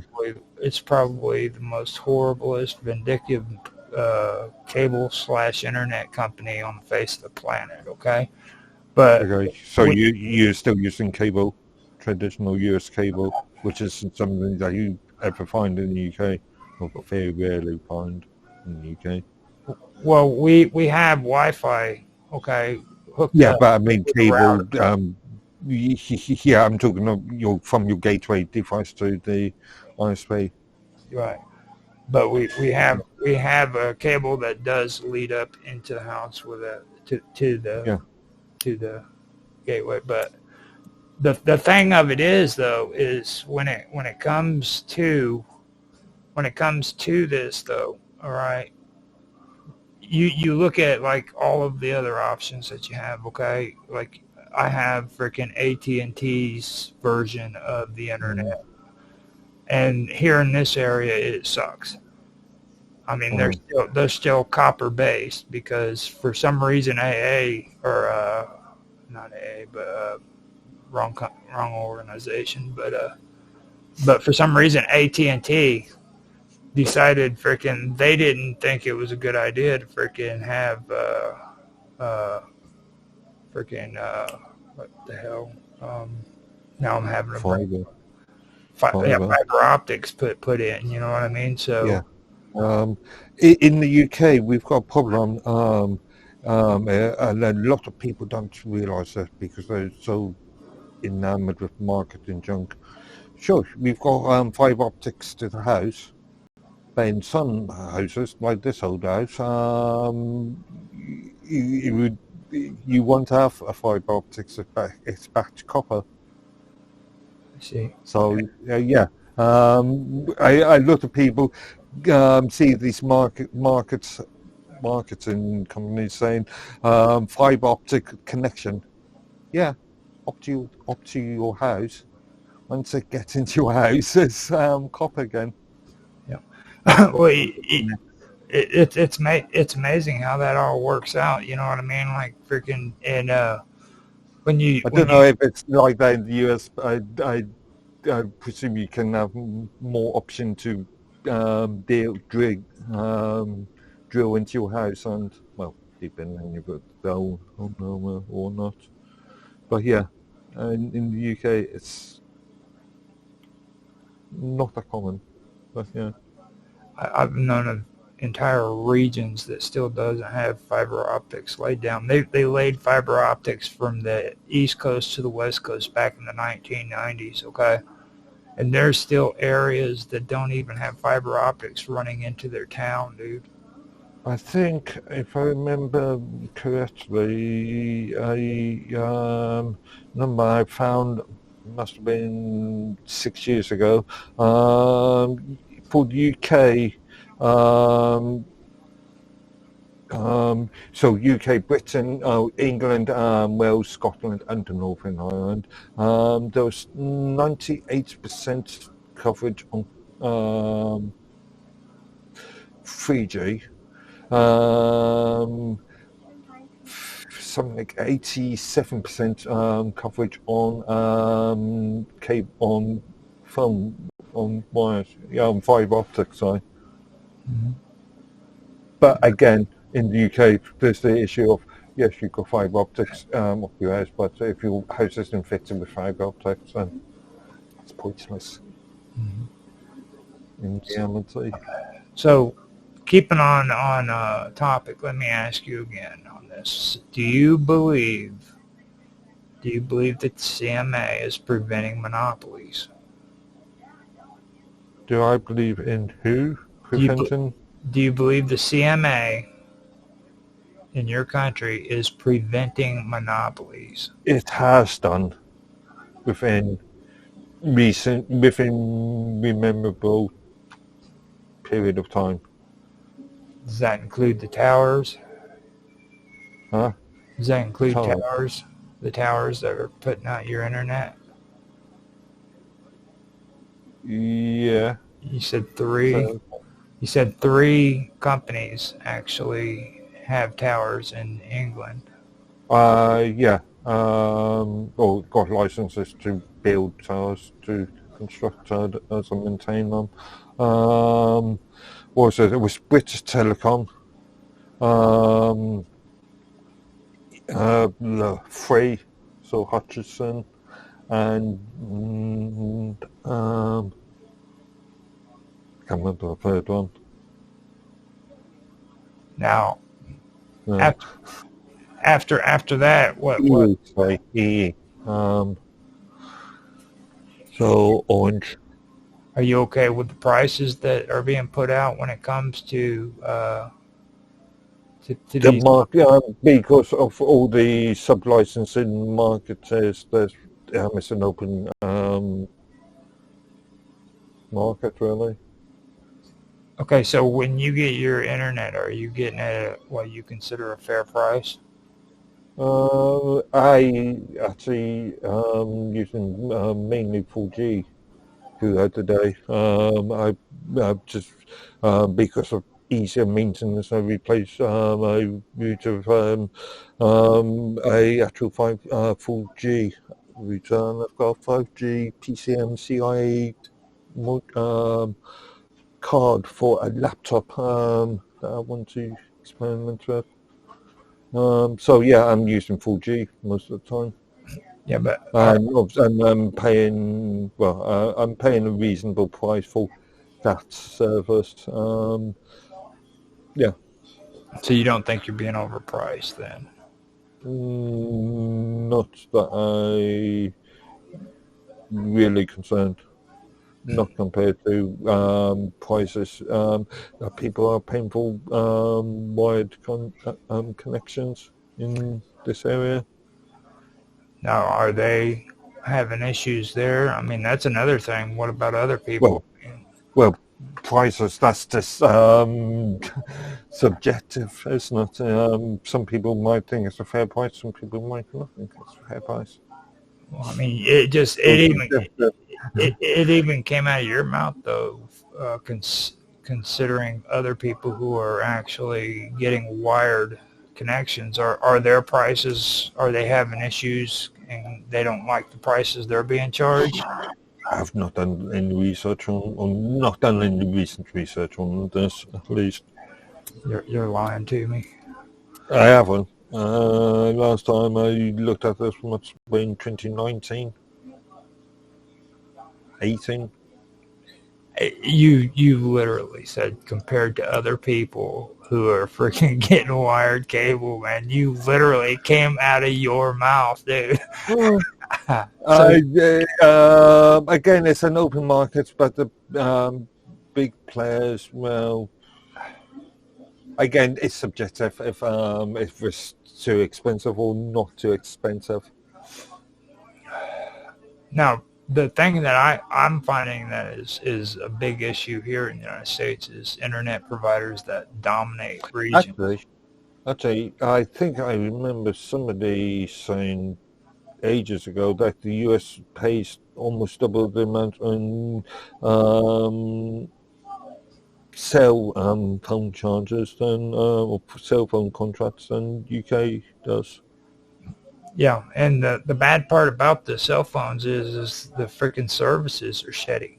And I mean, You've got technically worse infrastructure. Well, depending on where you are. If you're in the middle of LA or New York or no, you've been on here with me long enough. You've been on here with me long enough, and we've streamed with people who use phones and iPads and all that stuff.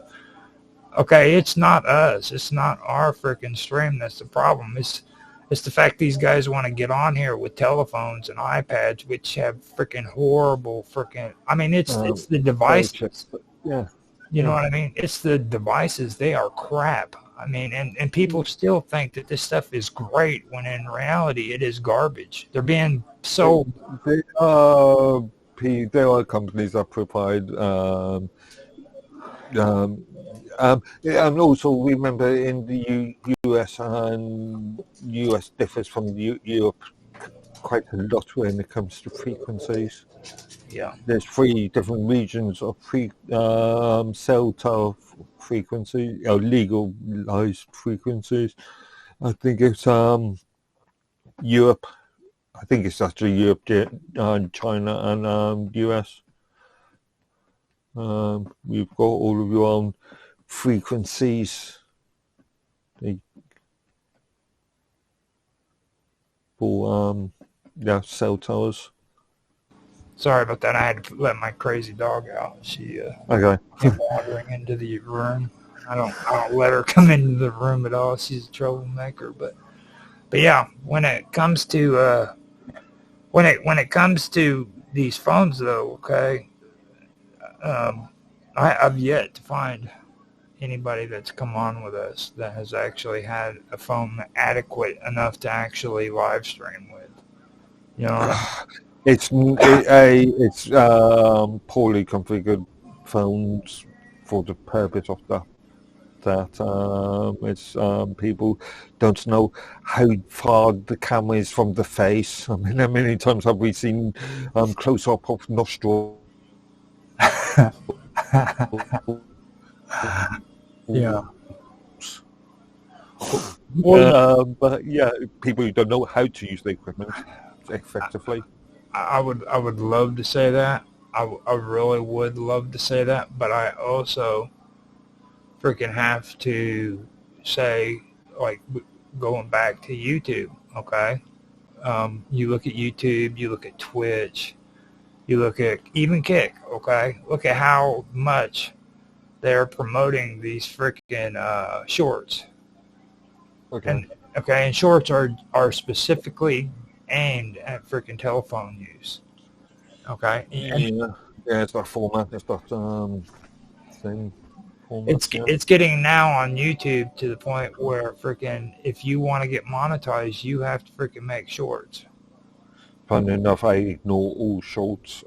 Actually, I've used on Firefox. I've used something like block in to actually disable elements of the YouTube interface. So one of the menu options that I've disabled hidden is for the ability to access shorts easily. And see, the thing of it is what gets me is that these companies are pushing that product like it's freaking going out of style, knowing it's a money spinner for them. They've got to make money somehow. They know. After all, you remember YouTube up to a couple of years, or quite recently actually, was losing money year in, year out for ages. But you know they have to know that freaking what they're pushing is garbage. So, okay. But they're just content. They're just a content management system provider. It's the users that stick the garbage up. Dude, I'm saying as far as they're concerned, if they've got eyes on screen, and that means advertising, and that means money. See, what they'll say if you're not, you're just a part of, you're just a commodity in the product yourself. You're trying to avoid saying bums in seats. I know you are, dude. I already know that that's what you want to say, but you're trying to avoid it. I know that's exactly what you're. My bums on seat argument, yeah. Yeah. So, if people are watching the stuff, then it can't be garbage. So somebody must be watching it. Okay, so with the CMA, are they freaking having any? Are you seeing any kind of barriers into entry into like when it comes to competition? Are you seeing freaking these towers? Reach. Advertising reach, obviously, but that's. This kind of goes back to like the tower usage. Okay, are you seeing these owners that have these companies that own the rights to these towers preventing other internet companies from using those towers? No. A part of the contracts to the government or to the state is related to that. It's a piece of legislation, or in the UK anyway. Mm-hmm. What they can do. This was voted in the 80s somewhere. Off the top of your head, how many internet companies do you have an option to use in your area? Hundreds. No, in your area. In my area, hundreds. Name some of them. God. See, right now, I think you're full of hundreds. I can name Um, name maybe 4 or 5. Obviously, we've got the big three, BT, those companies I mentioned earlier, Free and E or EE. But as far as um, licensed buyers or contract buyers for those companies, work, and BT being obviously the largest one because of previous state-owned, Mhm. which I think they became a private limited or public limited company back in 1990, 91, 92, maybe earlier, 89. No, like So with yeah, they've been private or they were share older owned Mhm. since. now the companies that I know of, we have we everybody here can get T-Mobile, they can get Verizon, and all that stuff for phones and stuff. Which you can generally get no matter where you're at. But like Yeah. with the actual internet companies, we have Frontier, which is the AT&T company. We have Xfinity, and then we have a smaller internet company that's able to set up its own infrastructure called There Whisper. are problems in Europe with UK and European prices, but that's usually outside of the EU, and yeah, and that's been in the middle of being fixed for the last 4 5 years. Okay, so we have a smaller company here called Whisper, and what they've done is set up their own infrastructure where they got their internet going out off of the top of like water towers and stuff like that. Okay, yeah. Okay, now do you guys have that kind of set up to where those are allowed, or is that No, cells are usually stuck on hills, and transmission um,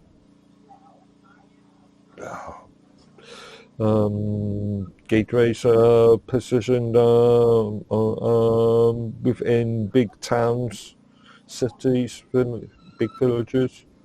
but they So yeah, I think myself covered by 4 cell towers.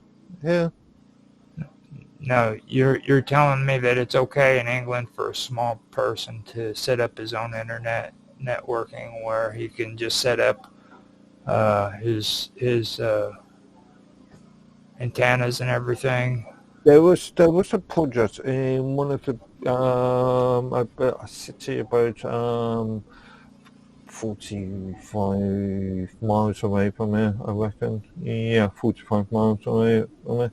That did or town that did actually put up the antennas legally. Biggest issue here is that you can only use a certain amount of frequencies. In the US, you can only use a certain amount of frequencies. In every modern country, there are specific rules about frequencies, i.e. not to get in, let's say, not to be able to get in the way of police and ambulance and emergency frequencies. Yes, So there are specific bands, hmm and you've got to actually get by licenses from the government to do that. For me, I think the only issues that I really see when it comes to what you're talking about, though, is network ownership structures. Like you're talking about, only 3 companies actually own the towers, and then like here we have 3, maybe 4. You know what I'm saying? Yeah. I see that as a big issue. But there are emerging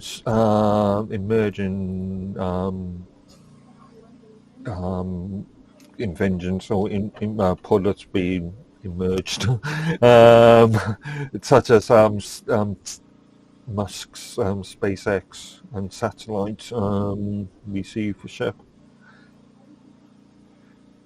Now, So weirdly in the UK, because people, rather than using cable for TV, people tend to use dishes, satellite dishes, on the houses for TV usage and media usage these days. We've got a lot of antennas, satellite dishes up all over the place. So this would be a good sort of market for the Elon Musk sort of SpaceX. But if it could be done on a much more different scale. now, in your country, I know that you guys had a situation where Virgin Media 02, I think is what it was called. They attempted to merge, I guess. Oh, that was some time ago, wasn't it? Mm-hmm. Now, whatever happened to that? What did the CMA do? A lot of news has passed since then, and I can't remember. Yeah, it's been some time ago. Because, I mean, for me, I know that they have the right to approve it or block it, and then they can also require, like, specific conditions or, like, structural changes and stuff like that to take place. But I've always wondered about that. Because I remember that was pretty big news over there, wasn't it? It was at the time. So, with the UK, has there been a lot of mergers and stuff that took place when it comes to these internet companies that have? You always get the smaller companies merging or being acquired by the large ownership, large companies. Same in the US, but really, it's not really a market I've really followed that intensely. Mm-hmm. And what about overcharging and creating again, that's the market. Do a freedom of information request to Ofcom. That would basically be, yes, it happens all the time in England. That's no. Again, I cannot say. I haven't got data. Well, I mean, I'm pretty sure that's what you're saying. You are speculating, man. Don't go there, man. Now, what about like restriction practices? In what sense? Keeping competitors out of certain areas and stuff of that nature. No, I believe it's fairly less than fair. It's an open market. Huh? It's an open market in the UK. Okay, so when it comes to like actual pricing, okay, when it comes to people making contract terms and stuff like that, because you're big on terms of services and everything, what would you say about like their how they conduct auto renewals or hidden cancellation fees and shit like that? Do they still do that over there in the UK?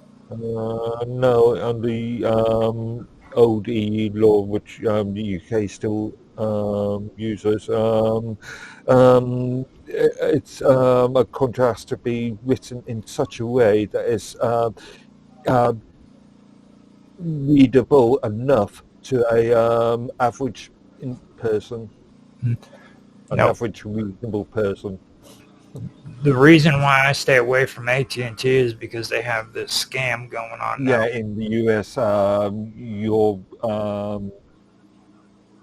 it's not really regulated, not at least not on the sort of individual case sort of situation. It's not regulated. AT&T's actual scam though was where like they would set it up to where you could get freaking this internet service at a certain price. I remember Let me finish. Lobbying talks in US, money talks in the US. Those Listen, four companies can lobby, and and they've got money to lobby. this is pretty shady. Okay, so let me Yeah. finish this. Okay. Okay. So what happens is they give you this really good price. They say, yes, man, we'll let you have this freaking internet for say $89. Okay. So you turn around and you get $89 a month on your internet.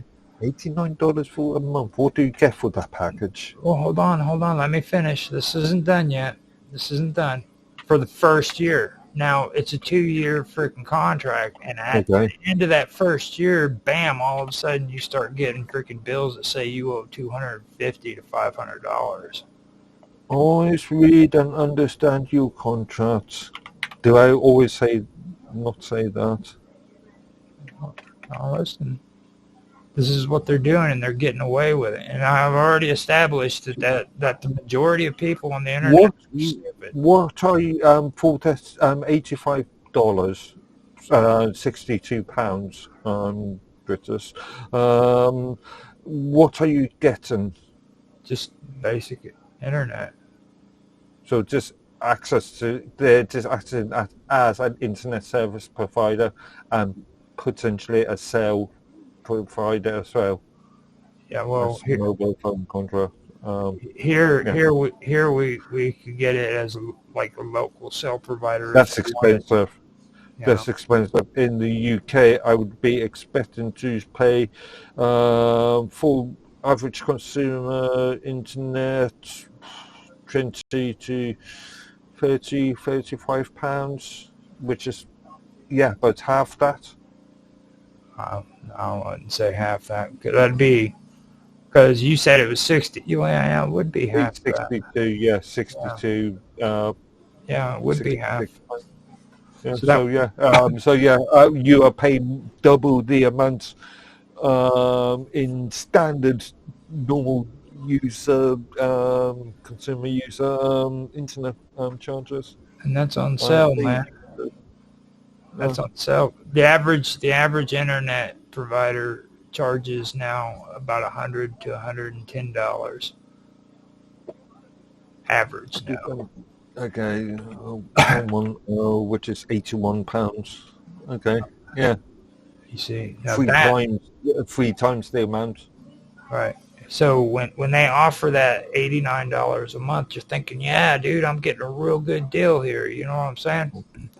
Then all of a sudden you're getting freaking a bill in the mail at the end of the first year saying that you owe them $250 every month. And see, they've got a 2-year contract on you. So You agreed to the contract. right. You see? And The person to be blamed is the user. oh no, it's a corrupt internet. No, This goes back always, to what I said, the always internet. need and understand. Even if you've The got to bring internet your own is- lawyer in to read, I don't know, YouTube's terms of service agreements for you. Okay. Always make sure you understand contracts that you agree to. Okay, now let me go ahead and aim this towards the people who listen to this so that they get the real deal. The internet is a scam. These people are No, out to the scam internet you. can be a scam. They Any big ocean has got sharks in it. let's not bring sharks into this. But yeah. Now, transparent pricing and clear advertising. Okay, are they taking care of that over there? What transparent advertising? Yes, actually, yeah. Because everything has to be. If you in your example of getting paid or paying double the amount or triple the amount after the contract change renews. That's if your contract says this may expire, this or the contract expires on. Please agree to the new one. We've got more sort of protection. All I can say. I really hope that somebody from England gets into the chat section and just starts talking so much shit on you, dude, about this, saying you are so full of shit. I'd love No? it. I would. But No, again, it's for the consumers to decide on who they want to buy the services from, and they agree to those providers' legal agreements. now, these guys work with Ofcom, okay? Yeah. Now Ofcom, I guess, is supposed to handle day-to-day regulations.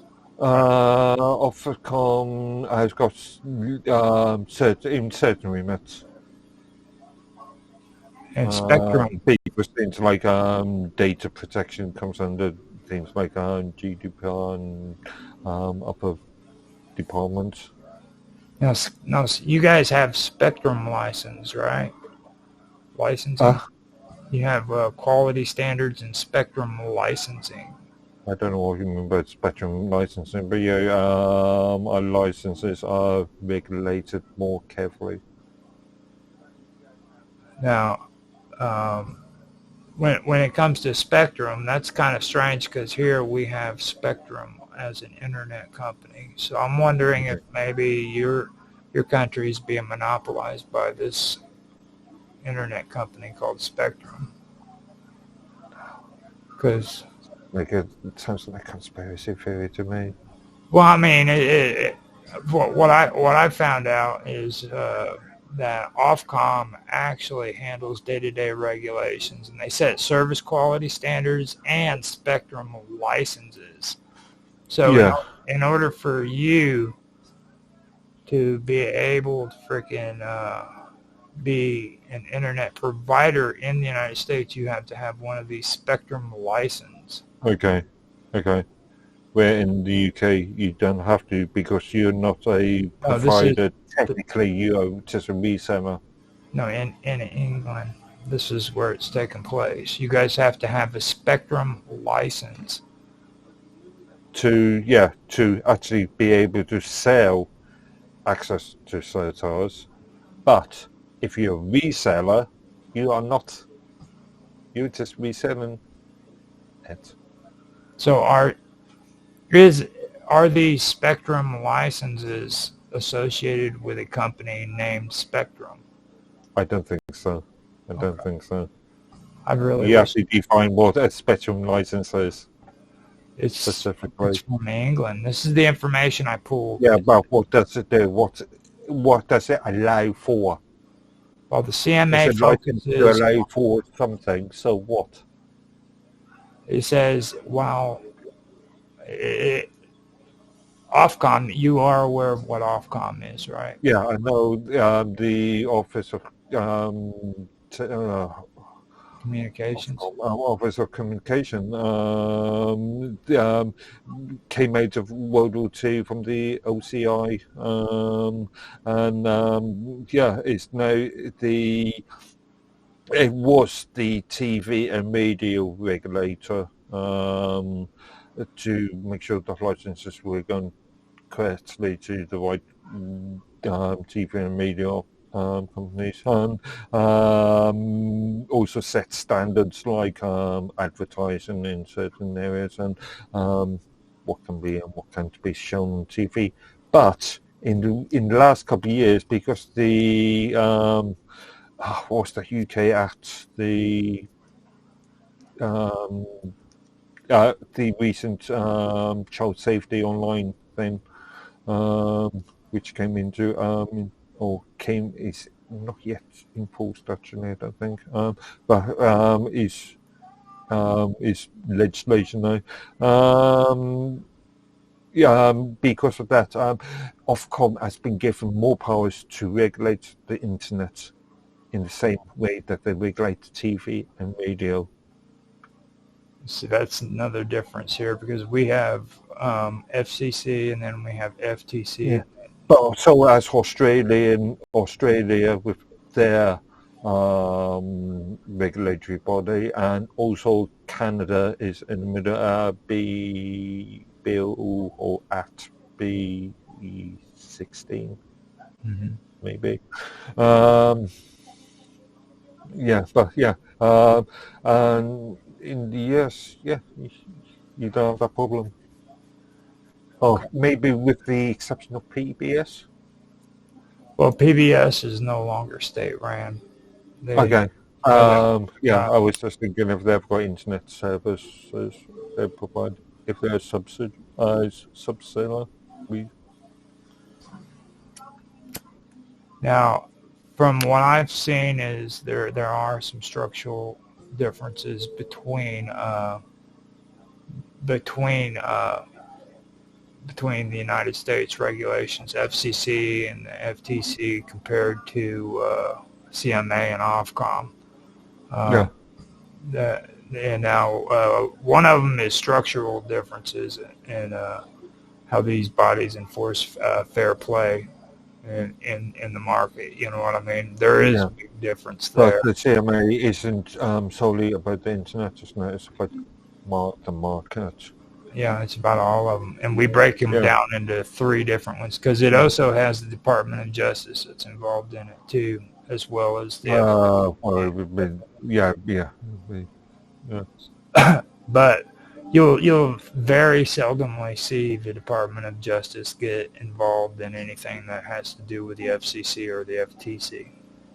They're lazy. They don't really like going after people who are doing unfair practices. You know what I'm saying? Yeah, your competition authority has been crap since Reagan. Well, the thing too though is I blame with Reagan. Yeah. to be fair about it, CMA is also known for hiring independent government agencies to focus Yeah, on Kangos.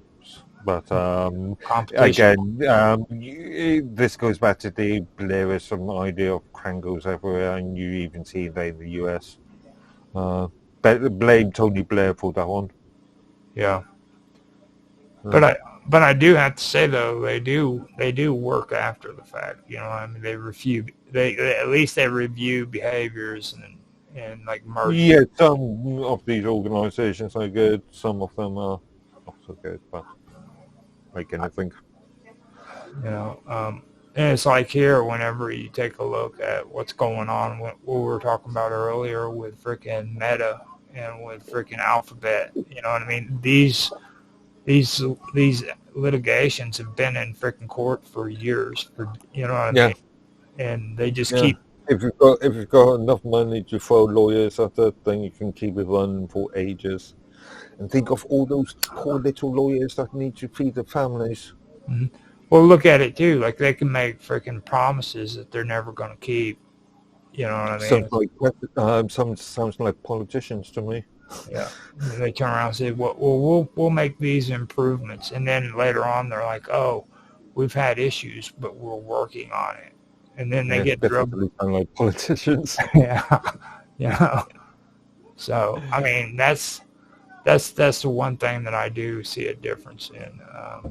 Now, Ofcom, the Office of Communication, that's another thing right there. Especially now that it's got the new regulatory abilities for the internet. The only thing I see I've not seen scary, any major. I've not, even though the act has been. Actually, I don't know if it's actually been enforced yet, but the act was approved 4 or 5 months ago. yeah, Sounds like a scam to me. yeah, it does. Okay. Well, the scary part about it is, to me, the only thing I see a problem with that is they have authority over the postal service too, and I know a lot of people Up to a think that's point. Up to a point. Not as much authority as they used to, but that's because of private ownership. another thing. Yeah. One thing I think, if which I'm not big on regulations and stuff, but this is the one thing I think the United States could actually benefit from is it's the broadband speeds. setting regulations? Yeah, well, US, I did have a look at numbers on wired internet use speeds in US, all over the world actually. I think there was something like Canada. Oh, you had countries like Dubai, the Saudi areas, being way up the top. South Korea being something like 2030. Um, Canada something like 48, UK 46, and US 52. So high up in the so very slower internet usage than both Canada, UK, and Japan, and South Korea. I did do a quick search on the spectrum licenses, and these are permissions granted by a government agency like the FCC in the U.S. to an entity allowing them to use specific radio frequencies for a defined purpose in geographical areas. Like I said earlier, each country has got their own license or their own bands that that's a cell towers can use. There's only certain frequencies. Well, I mean, Yeah, all the you have to bands, get all the frequency that bands get to be sold off. approved. Even not in Australia, you have to have that approved. Yeah, Um, and so that the military can have their own secret bands and us plebs yeah, can't use it. emergency services have their own secret own bands. All our emergency services have now bought those Motorola radios that encrypt the traffic. I used to intercept all the traffic back in the day just for shits and giggles, and That's you can't like do that. more offense. You can still pick up airplanes and stuff. They don't encrypt their stuff like all the others do. now it's interesting what I hear here because they're allocated through auctions, administrative allocation, and secondary markets. Now, I remember in the UK when the main cell tower licenses were being sold back in 2002, I think, 2003, and maybe a bit earlier, and when Free and the Orange and BT already had licenses anyway. They were technically the main provider of resale license access. But that was all because, again, BT was a public company at one point, or public agency at one point.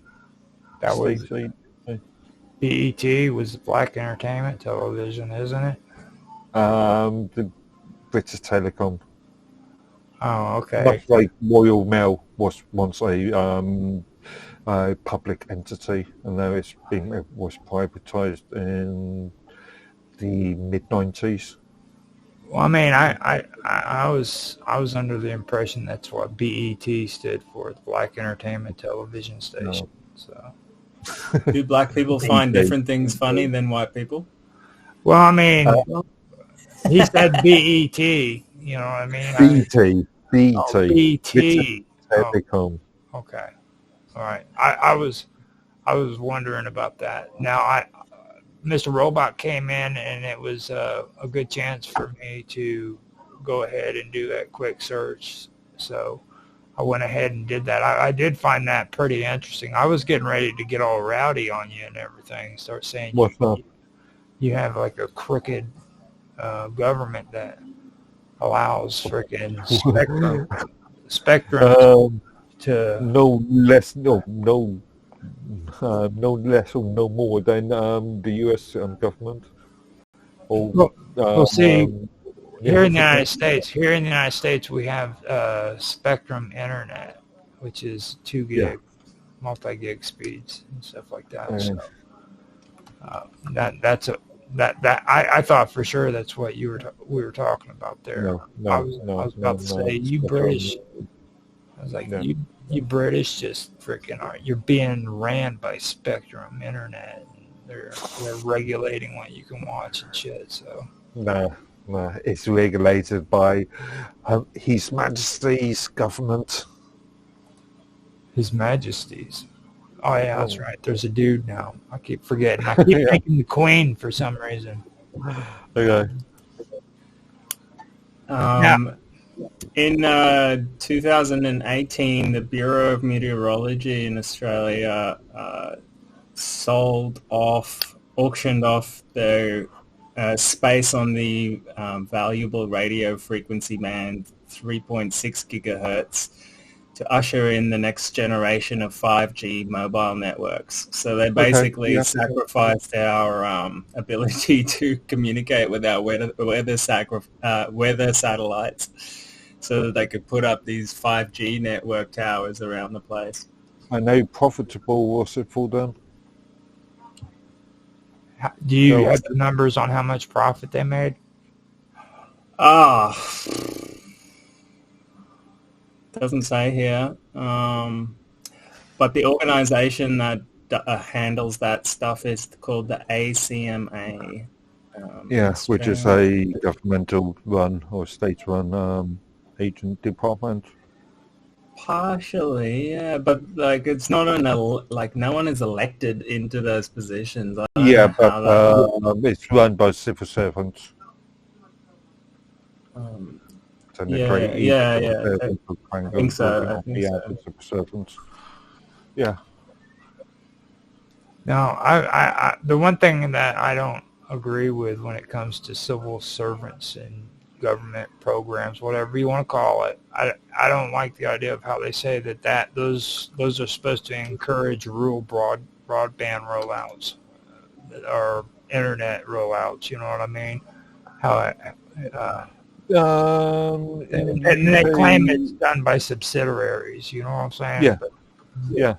But I've noticed these companies have used that as a scam when it comes to subsidized freaking groups. You know what I mean? Here in the United States, freaking, it was like I was saying about Xfinity and their subsidiary group. I can go to that one and get cheaper rates, but you know what? They don't allow them to freaking to put their internet services in this area because Xfinity's here. Okay, so they complete mess up in competitions and the competition authority, but I've been saying this for the last 20 odd years. You know, that's the thing that I don't really agree with. I think that's one big loophole that they're really sliding through on that one. They're allowing these companies to buy up all these smaller companies or subsidiaries, and then they can dictate which one gets what area. Well, that happens all over the world. The only difference is depending on the size of the subsidiary and for what purpose. It could there could be government regulation depending on territory, really. Well, I mean, that's kind of what I'm wondering that's going on over in England, you know what I mean? Because, like... No, we've got a pretty strong regulatory bodies in this country. And throughout the majority of the EEA, anyway. Definitely in the EU, regulatory, there is strong... regulatory bodies, especially in countries like Germany. But yeah. Remember, it's so bizarre to me that some organization can just claim authority over the airwaves. You know what I mean? It's such an abstract thing. I'm like, who gave you permission to govern the air? And sell it to people. Like, what the fuck is that? No, you are given permission to being able to transmit over there. Right.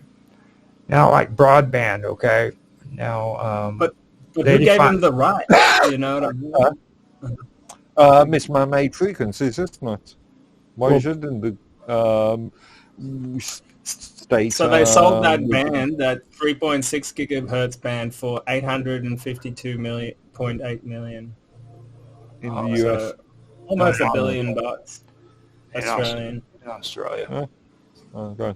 Now, see, when it comes to that, you got to think like the FCC here in the United States. Okay, now they oversee like the spectrum auctions that I just talked about, but they also determine what qualifies as like broadband. Okay, and currently it's 100 millibytes per second of download and 20 millibytes per second of upload. What the hell is a millibyte? That's not a thing, is it? Each You mean place is away kilobyte? from a byte. No, millibyte is each place is away from a byte. Right, you should have actually known that. I've never heard of a millibyte. Yeah. It's 8 bits away from a byte. My goodness. No, that's as of 2024 too. Yeah. Just to let you know. And what it is like the FCC has to define what There's no such thing as a millibyte, man. No way. Well, I mean, I've got my It's a opinion. measure of computer data. Don't make me go down that road with you because I have my opinions on that shit too. Like gigabytes. Okay. 1,000th of a byte. What the fuck? I thought a byte was like the smallest unit. No, Wow. a bit is a smallest unit actually. I guess it's 8 bits in a byte, right? Yeah. So how the hell can you get 1,000th of a byte? Holy moly. Okay, well, you learn something new every day. I had no Actually, idea. I think it actually technically goes under the old rules, so it's 1024. Now, see, Well, it's not you're using modern IEC rules. Remember, the rules changed in 99, calling a byte or a kilobyte thousand when the mass state says 1024.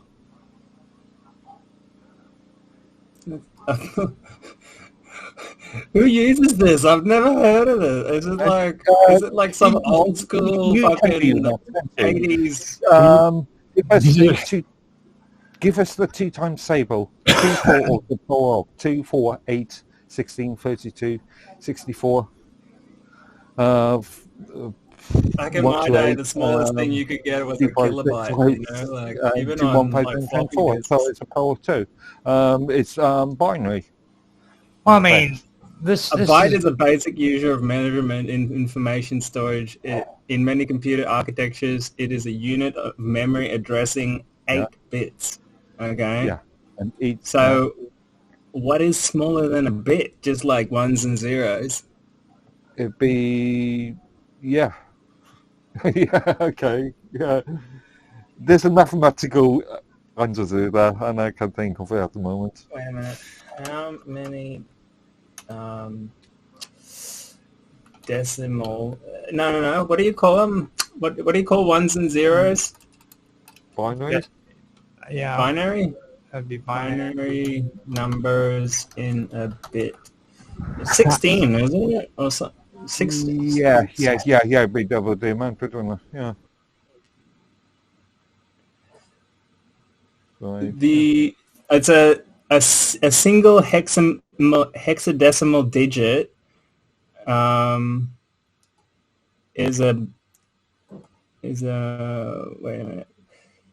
A single bit can represent 2 binary numbers, 1 and 0. A bit is the smallest unit of data in computing and can have only one of 2 values, on or off. Yeah, that's what I thought. Where you, So and see where you get smaller than confused. that. Megabytes What is are we talking about probably a term that was defined by the IEC when they changed over the numbers system to make it easier. All right, so we can all agree that a millibit is a fiction. A millibit is fiction. it's a Okay. yeah. Definitions. That was a good little tangent. Sorry, Roger. Yeah. This is just another part of the internet scam, all right? Trying to sell us millibits. Well, it gets even worse than that, though. Like, I didn't want to mention it unless we had enough time to discuss it, but like when it comes to internet providers, okay? Yeah. Most people fall for this shit on the commercials where they have these internet providers talking about freaking how they have this great, awesome download speed that they're going to provide for you if you want their service. Yeah, in this country we've got the terms like super fast is used all the time in the marketing industry, which is just meaningless. Well, the term they use the term download, okay, and this is what annoys the shit out of me because when it comes to stream, no matter what, if it's watching a TV show or for streaming like we're doing here, everybody who does this understands it's the upload speed that's the important. It's not the download speed. Okay, I don't care about freaking how fast something downloads onto my computer. When Are you it serious? Most people are the other way around. How often does the average user upload large files? We're talking about gigs, so. I would say only like 0.9% of users. Let's say, how many times does somebody upload a DVD ISO? So what do you think we're doing? What do you think we're doing right now? Yeah, we do. But how many average people? Well, there's more people streaming nowadays, but I would say not many people actually upload files. Most people just get Netflix because they're lazy cunts. Right. Upload. But it is important. I agree with you. Like some countries throttle their uploads and other countries don't. Like, yeah. Yeah, companies a lot more than countries, but yeah, in some certain areas, countries specifically. Like, this is where the scam comes in, right? Like, I find my country is just so stingy with internet, man. They charge an arm and a leg, and they never give you the full speed that they advertise. You know what I mean? They always throttle, and it's so freaking annoying. Like, well, it might not be. I go to other countries, and it's just like boom, like amazing internet. Like Singapore, amazing internet. India, pretty good in some places not. But like this, if you get fiber optic internet in India, man, it's like faster than Sydney. You know what I mean? And you're out in the middle of nowhere. Like I was living on a beach on the hillside out in the bush in India, and I got faster speed than I got in Sydney. It's crazy. It makes no sense. And I was paying like what was it? 10,000 rupees for 6 months. What's that? And see, my issue with a lot of this stuff is like. Ofcom and both the FCC, I have my pros and cons on both of them. For one thing, with FCC that I don't like about them is like the authority they have fluctuates because of political freaking cycles. You know what I mean? So whoever's in freaking office is how the freaking how it goes when it comes to authority over ISPs. You know what I mean? Whereas it's not the same with freaking Ofcom, where freaking the political parties don't actually dictate. Technically, no, legislation dictates. You know, but I'm still against legislation and bureaucracy and. What you against legislation? What you want people to murder each other? Yeah, me too. Well, bureaucracy. Bureaucracy, excessive bureaucracy. Okay, yeah, I'll go with that. You know what I mean? And so the socialist propaganda that's being pushed on people where we have to have big government in order to freaking have things work efficiently. If anything, that's proven to be a complete farce. And in fact, they just end up robbing us blind. Right. And see, that's my big struggle there, because like you have Ofcom, which actually does prevent this whole fluctuating authority thing going on with the ISPs. Well, but then technically, it's not Ofcom's responsibility. That's not Ofcom's primary responsibility. That's the market. And I'm actually more of like a old school 90s internet anarchist / communist. I think that countries should own, like the people should own the infrastructure of the internet collectively, and that way no company should be able to dictate what goes on the internet. You know what I mean? I think that should be just like a global, you know, almost like a human right. okay. It should be provided as cheaply as possible, and maybe everyone puts in a little bit of money, you know, and it would just be like crazy cheap. So you're killing competition already. Well, it should be something to compete over, you know. It's like it's something it's like water. It's like something we need in the modern age. We don't want to be profiting off water, right? Because it's like putting a price on people's livelihoods. I don't know. I just think it's one of the things in the world that should be either free or cheap, you know? Well, see, the thing of it is it gets so out of hand here in the United States that, like, they turn around and they want to decide how to classify broadband. So you have Title I, which is an information service, and then you have Title II, which is a common carrier, okay? Yeah. And this all depends on freaking which political party is in office at the time, okay? And to me, that's bullshit. That's politics. So, yeah. Yeah. That's US. It's just politics. A nightmare. Like. That's US politics and probably Australia, but again, actually, Australia. Well, now they're getting so brazen that they're like, "Oh, we want to save the children." It's always the children, right? And we want to save the children from the internet. So everyone needs to provide their ID before they can get on the internet now, you know?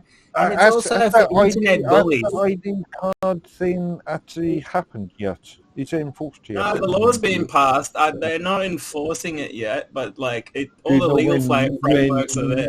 They should do, because Australia has got similar rules to the UK in this. It was states. They're pushing this thing out globally because they want to create. This is where the scam comes in, right, boys? This is always the plan. The plan was to create a control grid around the planet where everyone can be tracked and monitored. Everything can be itemized and tracked on the blockchain throughout the whole world. Because the ruling class wants to dominate the world, basically. And this is all part of this structure. Mr. And Robot. people are just falling for it. Like, I don't know, it's Mr. Robot. I've been wanting to bring this shit up so that I can get freaking the no bullshit freaking comments from you that involve your life and what pisses you off the most when it comes to this shit in your life. What is it? Let's stop talking about freaking the globalist takeover shit. What is it about this shit that freaking pisses you off the most in your everyday life? Well, first of all, I'll say... You just mentioned... Let me remember, you just mentioned throttling. Me off every day in my life. First of all, I'll say I don't really get that pissed off anymore because it just wastes my energy. But there's certain things that do irk me. But I'm also a bit of a rebel, so I sidestep all the things I don't like. But this whole thing of like censoring what adults can see on the internet is probably one of the most annoying things that's ever happened to humanity, in my opinion. Where our social media feeds are curated, censored, blacklisted, depending on the political milieu of the time. You, the user, agree to the contract. It is your responsibility. I never agreed to being censored. I got on Facebook, for example, back in when it first started. Platform's terms of service agreement, a legalized contract. It virtually didn't have a terms of service back then, man. That was like the early days. It was just like on universities and stuff back then. Okay, and and they just Okay. keep changing it on you. This is the other annoying thing. They keep changing these terms and services that no one ever reads, like on you, Well, some people where never it just read. like because they end up selling out in the back end to intelligence organizations, to governments, because they want to mine all your data, right? Because you Not all become the their time, not product. every single company. But the thing is, this is all coming to an end because we're developing decentralized open source platforms that can basically sidestep this stuff. The problem is we haven't had massive uptake of it yet. But Web3 is already here. Decentralized autonomous organizations are being developed. AI is being decentralized. Everything. That's AI. if we You want mean to well, not yeah. be completely controlled in the future on the internet, we need to look at encryption and decentralization as an organization. You know? So what you're And saying there, I wanna go into this because this is something that hit home today, which is pretty cool because Otto on Infinite Imaginarium posted this when it came to Minds.com. Okay, um, actually, no, it was within the vacuum that did it, and he freaking said that Minds wasn't working, and the reason for that was he found out that public data on Minds, okay, is freaking removed, okay, and that's from Yeah. W3 up, okay. Yeah, that has been always, But they've always insisted that they would never store phone numbers or contact information themselves. all right, That's what they use companies like Stripe for. but And, that doesn't prevent nodes on a decentralized storage network from retaining copies of the data yeah, indefinitely. that's the problem, isn't it? Sticking it on chain in the current sense of the meaning, main meaning, means leaving it on there forever. Yeah, there are privacy, there are all kinds of rules you've got to consider. So are they doing it or aren't they doing it? Depends on country. Depends on country. Mine's is saying that the data is being deleted, but they're also telling you that freaking since they're on these nodes, freaking that data could be on the nodes. No, what they're talking is Cloudflare, CNN, Yeah, CDN. CDN, yeah, nodes. So yeah, they are still deleting the actual data because they're just caching nodes. They're just caching. But what data are we talking about? You have your what data expressive. permanent data. You have your public data. Now, like old posts and stuff, or what? I've always had a theory that when a post is removed, and it's old theory now, that when a post is deleted by the user, it doesn't get deleted, just the actual front end displaying code is still in the database. And this is my criticism of why they not effectively dealt with storage resources. See, because you have. Well, that's what Facebook ended up doing, right? And then they end up selling that data to the authorities because they, like, when you delete a message on Facebook, it doesn't delete. Mine has always, Bill has always stated that it would never sell data. Yeah. Wow. I'm sure that's what Facebook said in the beginning. I believe about them. And Zuckerberg said it's free and it will always be. And guess what? That's not on the front page of his freaking free, define free. No, I mean it's not on the front Free page to do what we tell you. No more, is it? It's there. They took that off and they did it on purpose. There's a reason for it because eventually you're going to be paying for Facebook, baby. You'll be paying for services. You still have a hook account. Mm-hmm. Yeah, so you can still always have free users. So according to what I'm getting from all this shit, though, is the Federal Trade Commission is blatantly not enforcing like any U.S. consumer government, protection laws, and there like are any privacy like violations. like any U.S. government body, there's full of lobbying and money corruption. In the U.S., money corruption is legal, depending on how it's done. And like the Federal Trade Commission is also responsible for the fraud that we were talking about earlier on Amazon and all of these other freaking platforms that freaking sell you little freaking swimming pools instead of the big ones for $19.99, or a little model of a freaking lawnmower instead of the big one that they said they're going to sell to you for $49.99. False advertising in the UK is governed by under a 1971-72 piece of legislation, and it's airtight. Do you guys remember Zuckerberg wanted to start his own currency on Facebook? Before Marketplace was open, he announced like, "Oh, we're going to start a Facebook coin, and people will use it to like buy stuff on Facebook." Libra. But then the authorities cracked down on him hard, and actually, no, that was the last straw. The project went on for some time. It didn't get any traction at all, really. Probably internal disputes.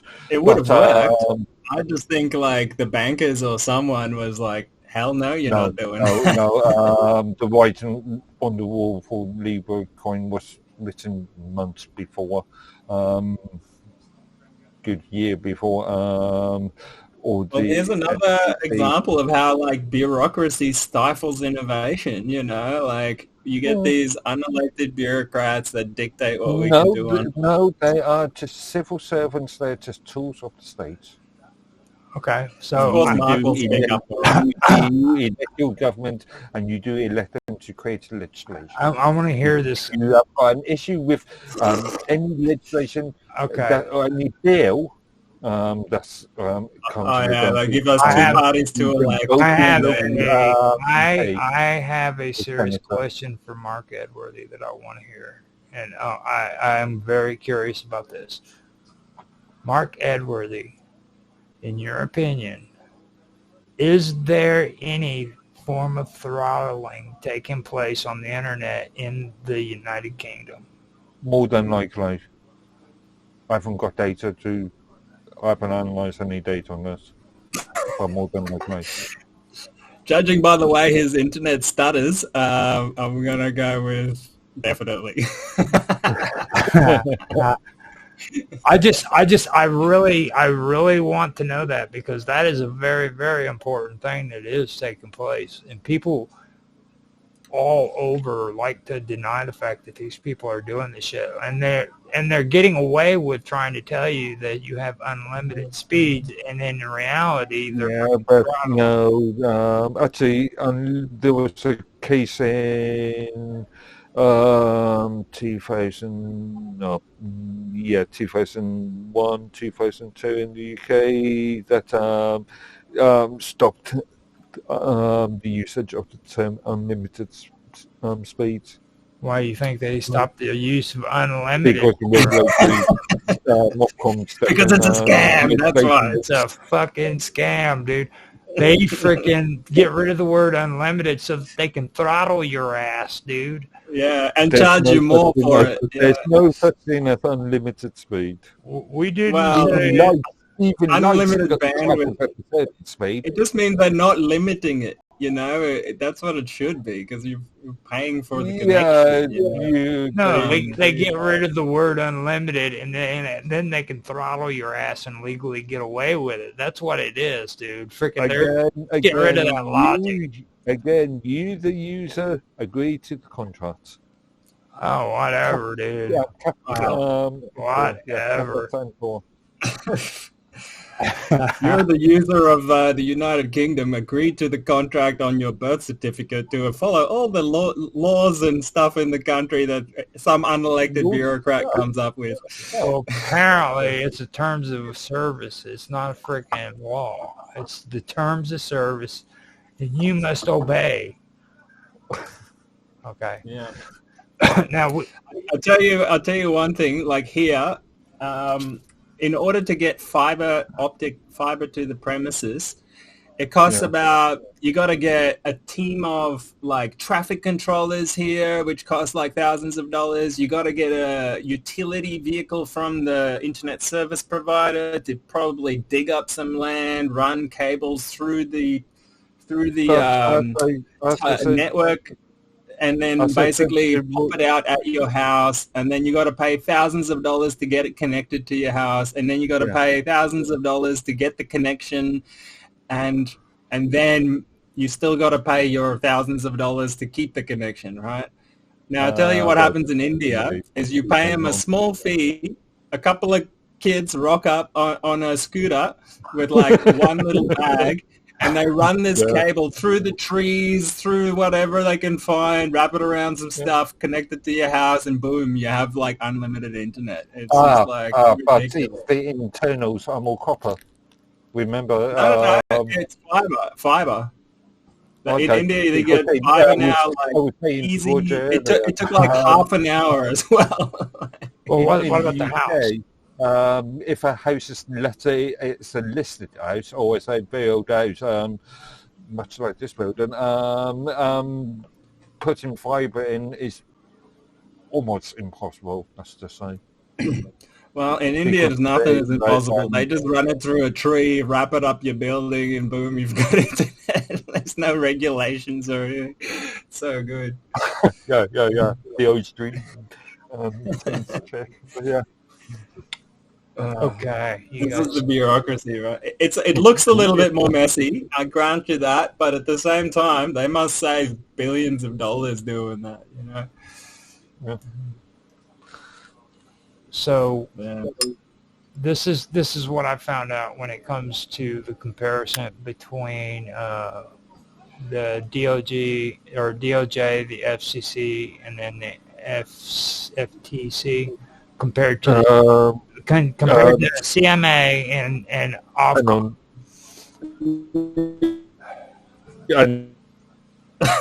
No. He's freezing throttled. Those too many abbreviations. You say that load of abbreviations. Okay. Give us the actual names. The DOJ and the FCC and the FTC is the United States. CMA and Ofcom is freaking the United Kingdoms. We'll just go with the initials. And but who are they? You have the Federal Communications Commissions, then you have the Federal Trade Commission and the Department of Justice. Now, what we're going to do here is we're going to talk about regulations, antitrust. Okay. Now, when it comes to infrastructure sharing mandates, and the CMA does cover that with the Ofcom. Now, they also do it in the United States. That is mandate when it comes to antitrust when they get too big. That's the regulatory thing. That's a government body thing. Now, they also have a rare voluntary or local level regulatory power over ISPs here in the United States too. Well, also you love your own state putting in the rules as well as. Now you guys have community networks, I guess too. Not very common these days. There was a brief period when it was becoming common, but not as common these days. You get local intranets or extranets, I suppose. Intranets, but only for private organisations or for businesses, mainly. But very rare. Now, when it comes to fluctuates with political control, that is something that goes on here with the FCC and the FTC as well as the DOJ. with the CMA and the Ofcom over in England, that doesn't happen because they are government funded and enforced via groups like the RDOF and the BEAD. Yeah, but it's civil servants at the end of the day. Yeah. A CMA blocks or conditions anti-competition deals, and DOJ and FCC jointly review them at the same time. Yeah. So that's basically what I've pulled up about that. Now with me, it's like I said, I don't like a lot of the things that the FCC and all of them do, but at the same time, I don't like this regulation, socialist stuff. I don't know. I can always argue. I'm a less than fair sort of person, but I still believe in small government and adequate regulations, suitable regulations, necessary regulations. For me, Stop people killing each other or killing for themselves. me, what really bugs me about that though is in the UK, regulators are more centralized. That means they're more. Yeah. Actually, that's an argument. Yeah, you could say the regulators, the civil services are more centralized, but the Krangos are not. Oh God, don't even Not tell as much. me. What's the Krangos? I don't even know. The private companies that the state pays for Oh, services rendered. okay. I was thinking that it was something that people in Australia would use as. No, Krangos. It's Bingo, bango, jingo, jango, isn't it? Yeah. hang on. He said Krango and shit, and I'm like, oh, It's a. Sounds like a dirty drug. subsidiary. It's an acronym for quasi autonomous non-governmental organisation. So a organisation that is a private sector organisation, but is providing a facility or service for a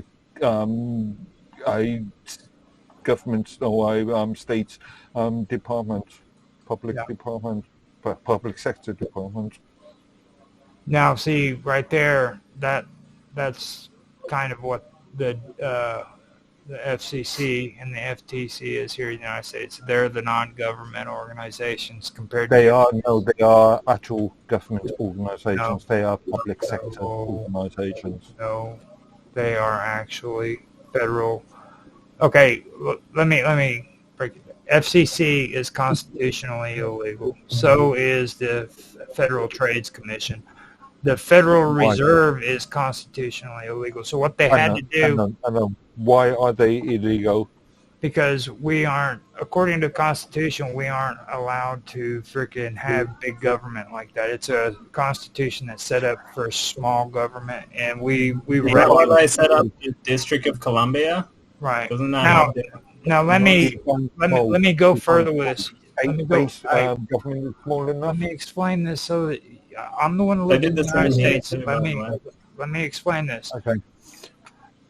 Everybody talks about freaking the president freaking pardoning this or pardoning that, but they don't understand that is actually called plenary powers, okay?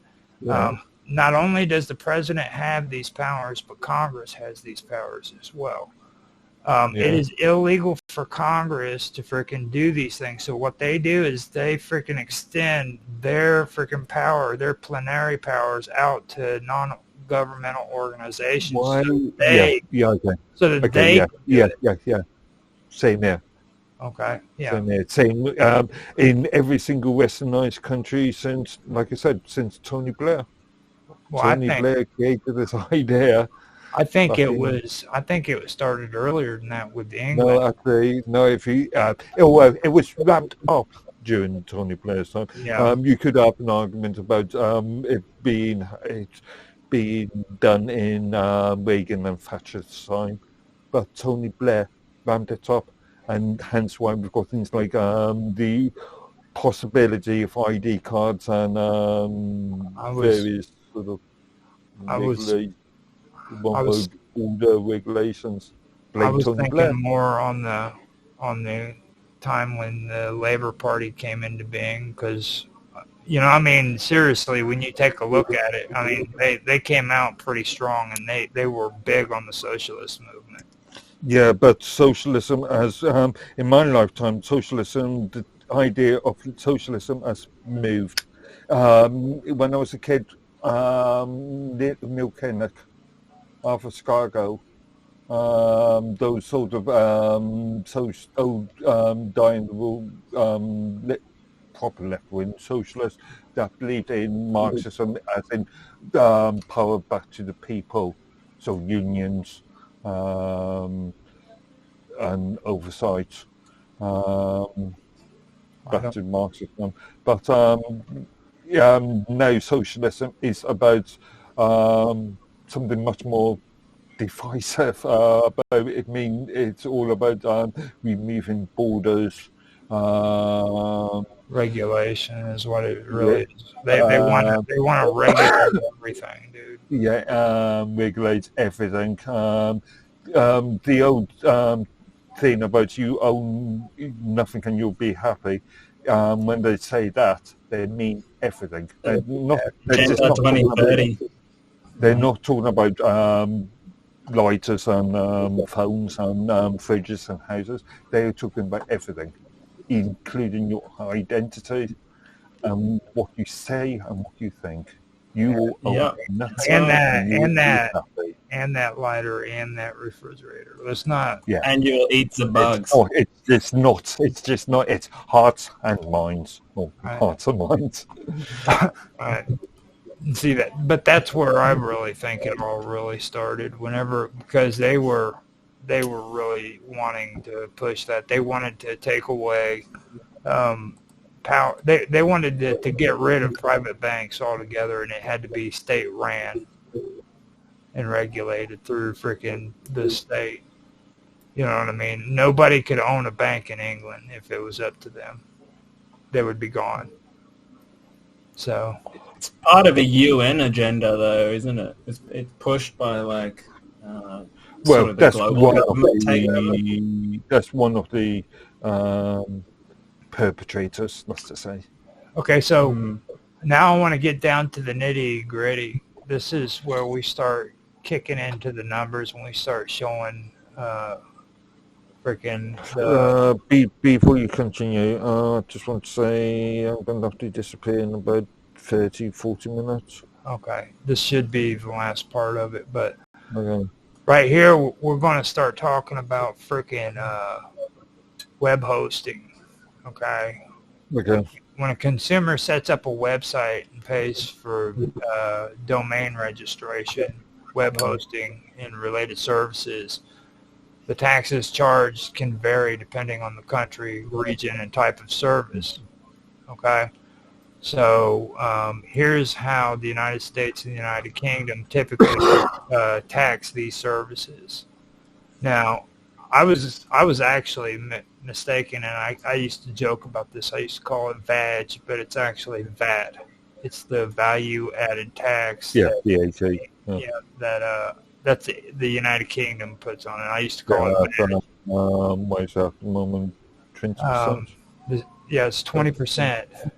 And that's applied to digital services that include domain registration, website hosting, cloud services, web building, or builders like Wix or Squarespace.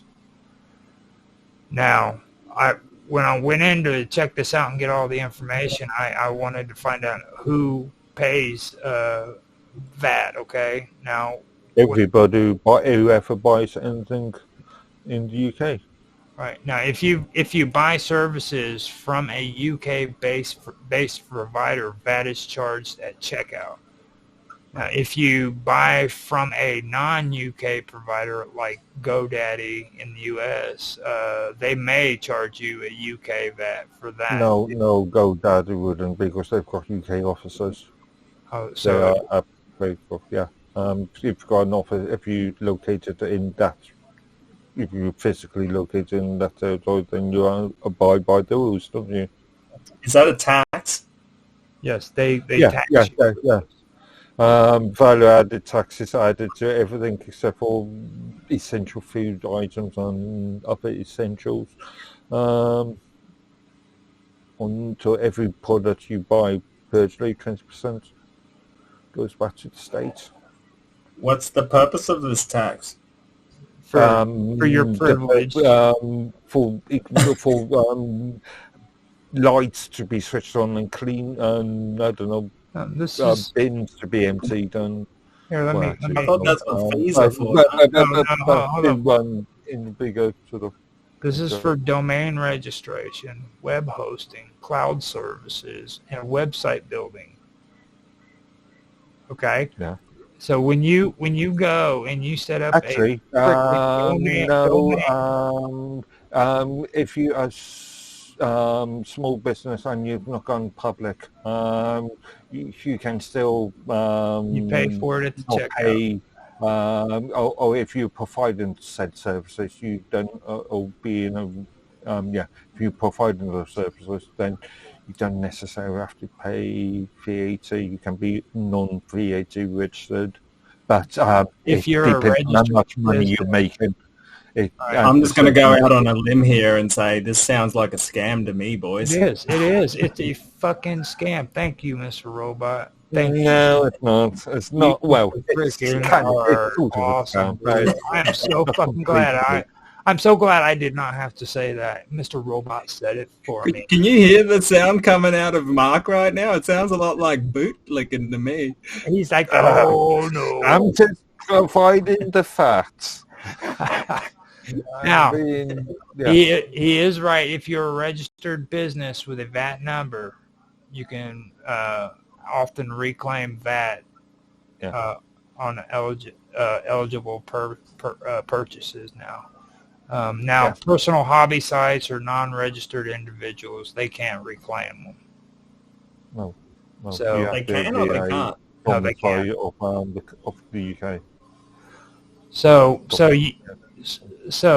freaking bam, we have it 2-1. That's a scam. Why? Because it just is. That's not really a good reason. Now, in the United States, there is no federal sales tax. It's handled state by state. Yeah, but the US got some weird rules when it comes to state taxes, because in some places it can change from city to city, and in as far as I understand, the whole income tax thing in the US is a scam. Street. Okay, so you guys want to hear the freaking rates of the states some of the states that do charge taxes? I mean, we can. Okay. Now, California would be quite high in that. Yeah. No, California actually, believe it or not, they have absolutely no taxes on hosting or domain, nor. Okay. Oh, sorry. I thought you meant in just general sales tax, general for any product. No, I mean just Isn't that where Silicon Valley is? Okay. Yeah. Okay. Yeah, that makes sense. Now, Texas. Pretty high, I would imagine. Texas does have taxes on hosting and domain for web hosting. Now, their rates are 6.5% plus local. So in that state, they hit you with a 6.25% rate, and then a local one if that freaking local tax area does it. So like, if it was like that here in Illinois, I would get hit by the state of Illinois, and then if West Frankfort, where I live at, has a freaking local tax, I would get hit by them too. That's what they do in Texas. And it sort of compounds. Mm-hmm. Now, in New York, okay, they have for hosting and cloud, and that is 8.875%. Okay. 8.5 on what? Your income? No, on the taxes, dude. The tax for on hosting and domain. Oh, okay, right. Yeah. Now, on the total. Now in Florida, they also freaking have a tax on hosting and domain. and that is 6 to 7.5%, and it varies in different areas of it. And now the weird part is California is no tax on hosting, but so is Oregon. Oregon has no sales tax whatsoever. That's pretty interesting. Move to Oregon. Yeah. Now they automatically. Now most people don't even care about this because what happens, like they go in, most of these guys are freaking lazy. They'll go into like GoDaddy, or they'll go into freaking make a static website, like like, you know, like that, just generic, throw it together and stuff. And freaking they don't understand that when they buy these websites, it's automatically calculated into your price. Okay. So They only buying the host and the domain. Where are they buying the website from? To create some themselves. It's automatically added in. Oh, so you're using companies like Squarespace as an example? Yeah. Now, yeah, okay. Yeah. And don't be fooled either. Now, if you're doing your own personal website, you still have to pay these freaking taxes. They have. No. You can self-host yourself. Trust me, you still have to do it. They can if you got the machine, in your own building, you self-hosting your own website, dude. All you're doing is paying for the domain name, aren't you? You're still. That's maybe the fixed IP address if you're buying a fixed IP. And your internet.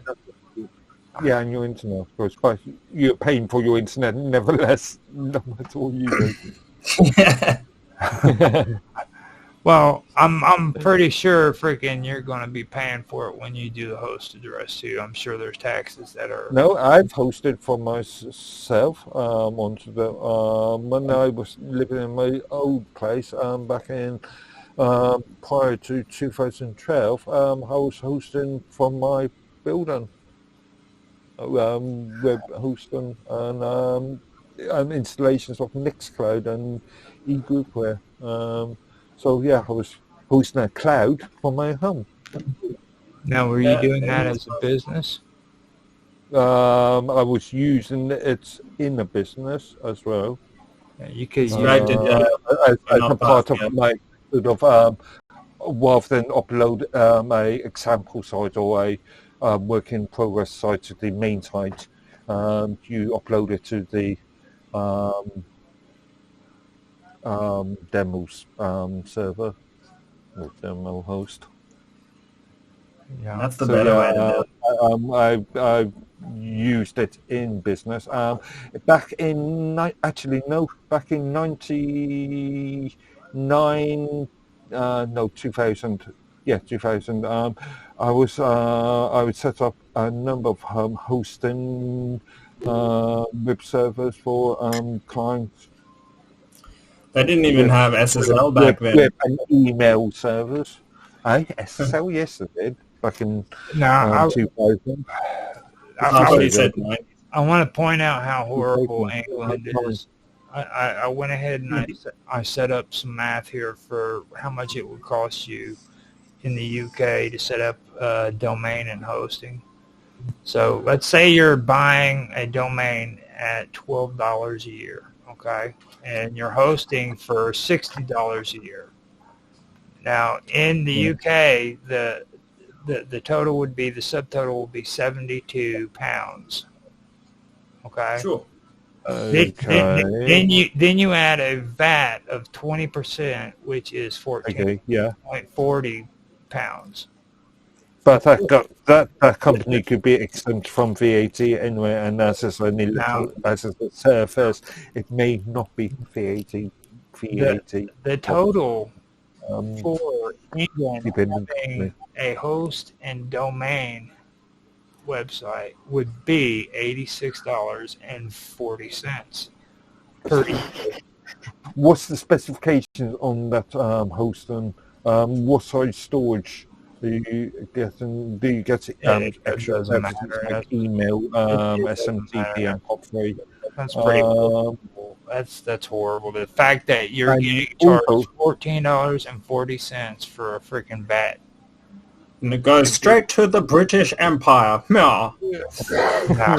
it goes back into public sector, in public services. Okay, so we're going to go farther here. This is the U.S. in New York. I use New York, okay, which is probably one of Which is a high tax. it's the worst freaking city or state in the entire world. Okay, I can believe that. Okay, so in New York, the subtotal $72 again. The sales tax is freaking 8.875%. For $72, that brings you to $6.39. Okay. Yes. Now that brings the total to $78.39. Okay. So sorry, what was that number? $78.39. 39. So £57.79. All right. So yeah, it's yeah. So now here in California, if you go to California, okay, you have a subtotal of $72, a tax of $0. Total is $72. Bam, $72 flat. Isn't that cool? I did that because you really love California when it comes to regulations, and I figured I'd. I criticized California for a lot of things, but they did get the consumer California Consumer Protection Act correct. It sort of, in a lot of ways, it sort of mirrors the EU EEA's GDPR rules. Well, they're better than you guys, dude. They're better. Literally, that's just another, they blew you out of the water right here, dude. Like California there are certain rules that California has just literally dominated you in this category, dude. Like no, UK, the EEA, or most EEA and EU. They have zero. They have zero taxes compared to you guys having a freaking VAT tax of 20%. Okay. But why not? They just blew you out of the water, dude. They won. But why not? Why shouldn't California beat you? The state tax you for services? I didn't catch Oregon when I was doing this, and if I should have done Oregon too. They have zero taxes as well, so I messed up on that part. But they probably blew you guys out of the water too. And it's amazing to me because you guys have like 20% taxes on freaking almost everything. Yeah, that's insane. 20% is a lot. Exceptions. Yeah, it's quite a bit. So, it's a scam. But again, the majority of food is not taxed on VAT. Mm-hmm. Again, depending on certain criteria. Okay, so I've done all my notes that I'm going to do. I wanted to go into computer equipment, but like you said, you are ready to go to bed. And Mr. Robot, do you want anything else to say? Well, I think we should come into this topic again next time, or like something similar. I found it interesting. I don't have anything particular to bring up right now, but it's a good chat. Roger, you said this episode was going to be the last episode. Just do one more. No, this is going to be the last episode for the year on the internet. Why not just do one more? Oh, no. Well, in that case, I will bring something up. I can't believe this is the last one. Yeah. Now, you run under schedule. Let me go figure it. The next one's going to be current events, and then we're going to end the year off with the political stuff. Okay. So with this, go ahead and say what you want to say, Mr. Robot, because... Well, man, this is such a big topic, but it's something that we could even bring up on Untethered or something at some point. But when they envisioned the early times of the internet in the ARPA days, the DARPA days, there was always an element of those researchers that foresaw the internet becoming like a global telepathic network where we have seamless integration with machines and our thoughts, and we were able to communicate globally through this network. Like we sort of briefly touched on, that there is such a thing as the Internet of Things now, where all our like devices are becoming smarter and being put on the internet and as edge devices just because they're on the internet doesn't mean that they're smarter. Well, that's what they call it. That's how it's branded. Well, yeah, you can call it smart watches. Well, people know what I mean, Mark. That's what I'm talking about. So what I'm saying is we have more connectivity with devices than before. But now we touched on the emerging field of nanotechnology, and it's an exponentially rapidly developing area of science where they have for a long time now been able to develop microscopic, let's call them devices that can basically go into the human body and put your human body on the internet and hypothetically on the blockchain. So this dystopian type reality is very close to being realized, and I'd like people to think about what kind of organizations do you support with your actions? Are you still on Facebook? Do you still support Google? Because these are the types of companies that aim to control us. And if we just sleepwalk into this situation and just go, I just want free email or whatever, realize what you're doing. You're not just selling out your own data and yourself. You're selling out the future of humanity. Do your research on who you're supporting is what I'm saying. We might become cavemen tomorrow. Yeah. You know why that happens is because we keep electing crazy people into office because no one does their research, and everyone needs to vote with their actions. I want to make a comment. I want to make a comment on the caveman thing. I freaking am praying for freaking an apocalyptic future because you know why? I'm going to tell you something right now. That shows opportunity for the small man. When freaking the rise of the automaton comes and freaking humans have to fight a day-to-day battle against these freaking enemies of freaking human life, we will have to freaking rise from the freaking dirt, and we have to create our own futures. We have to learn how to fight and survive like men and women, and we will prevail as long as we freaking bleed and we sweat and we say, "You're not taking me down, Mr. Robot.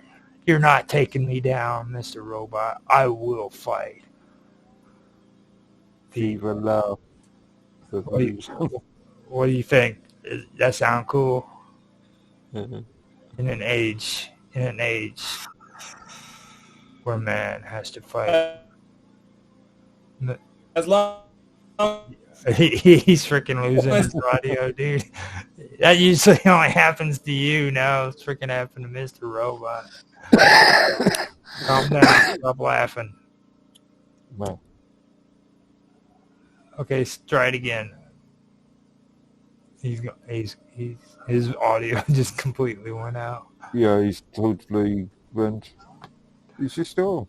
No, he bounced. He got way too excited. But yeah, if he comes back in, I will freaking have him do an ending. But before he comes back in, give everybody your name and where they can find you, Mr. Edward. Okay, yeah. EC, you can find me at minds.com at the username Medworthy. Okay, now Mr. Robot's back, so let unmute Mr. Robot.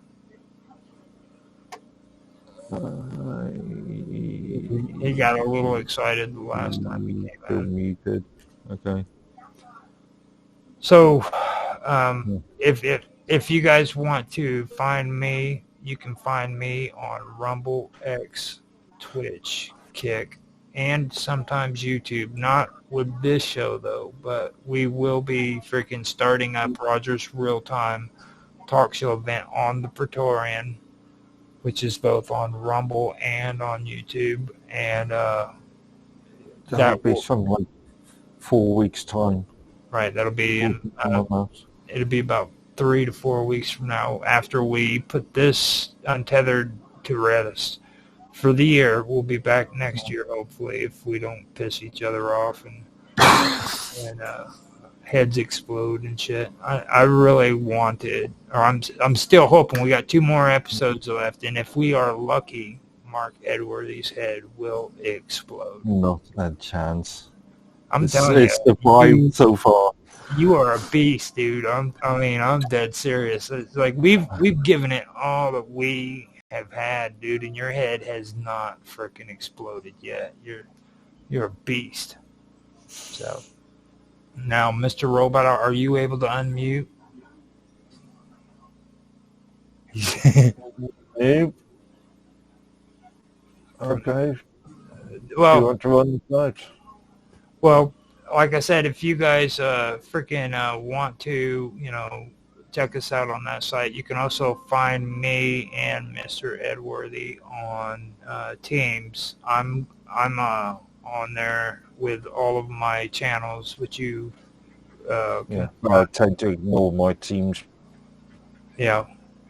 I'm also on Discord. You can find me there. Yeah. You can find me. You can find me on Discord, but again, I never read my Discord messages. Right. You can find me on Discord as on the wonderful world of awareness, as well as gaming with Infamous. But I don't really put too much on there pertaining to this stuff. But you can find me on there. Besides that, you'll find me as either Roger Hansen or Roger_Hansen on X. And that'd be Roger Hansen at ROGLOL1973, and then on Kick, which is just Roger_Hansen. With Twitch, it's a little bit more complicated. I believe I'm Infamous 1969 on there, so you can find me there as well. Still say you've got to unify your usernames. Well, I'm starting to thin the herd is what it is. There's going to be some of these channels that just aren't going to survive because I'm not seeing anything productive come out of. So I am working on downsizing when it comes to that. Because and then maybe rebranding some of them or creating new channels and keeping your old stuff on your original channel, but start moving people over. I want to correct something too that I keep forgetting to do with you. We were talking about me having the wrong channels on the wrong freaking streams that we've done on Rumble. Yeah, it's happened a few times. I've said that that's not able to be fixed, but I found out that it actually can be fixed. So I'm going to go in and I'll straighten all that out on Rumble so that they'll be... Yeah, I should have remembered this, but yeah. But they will be eventually on the right channels. I'll go through the playlist and be able to figure out which ones go on the right channels. That's going to take a lot of time. I keep up on my playlist, dude. You know, you keep talking. Yeah, you are being a lot better recently. That's where my A game is, dude. I'm a playlist kind of dude, and I'm never gonna give it up, yo. Mr. Robot is still muted. I think something happened that made it to where he is not able to talk. I've never heard that man be this quiet for so long. Yes, and also can you hear me now? Yeah, I can hear you now.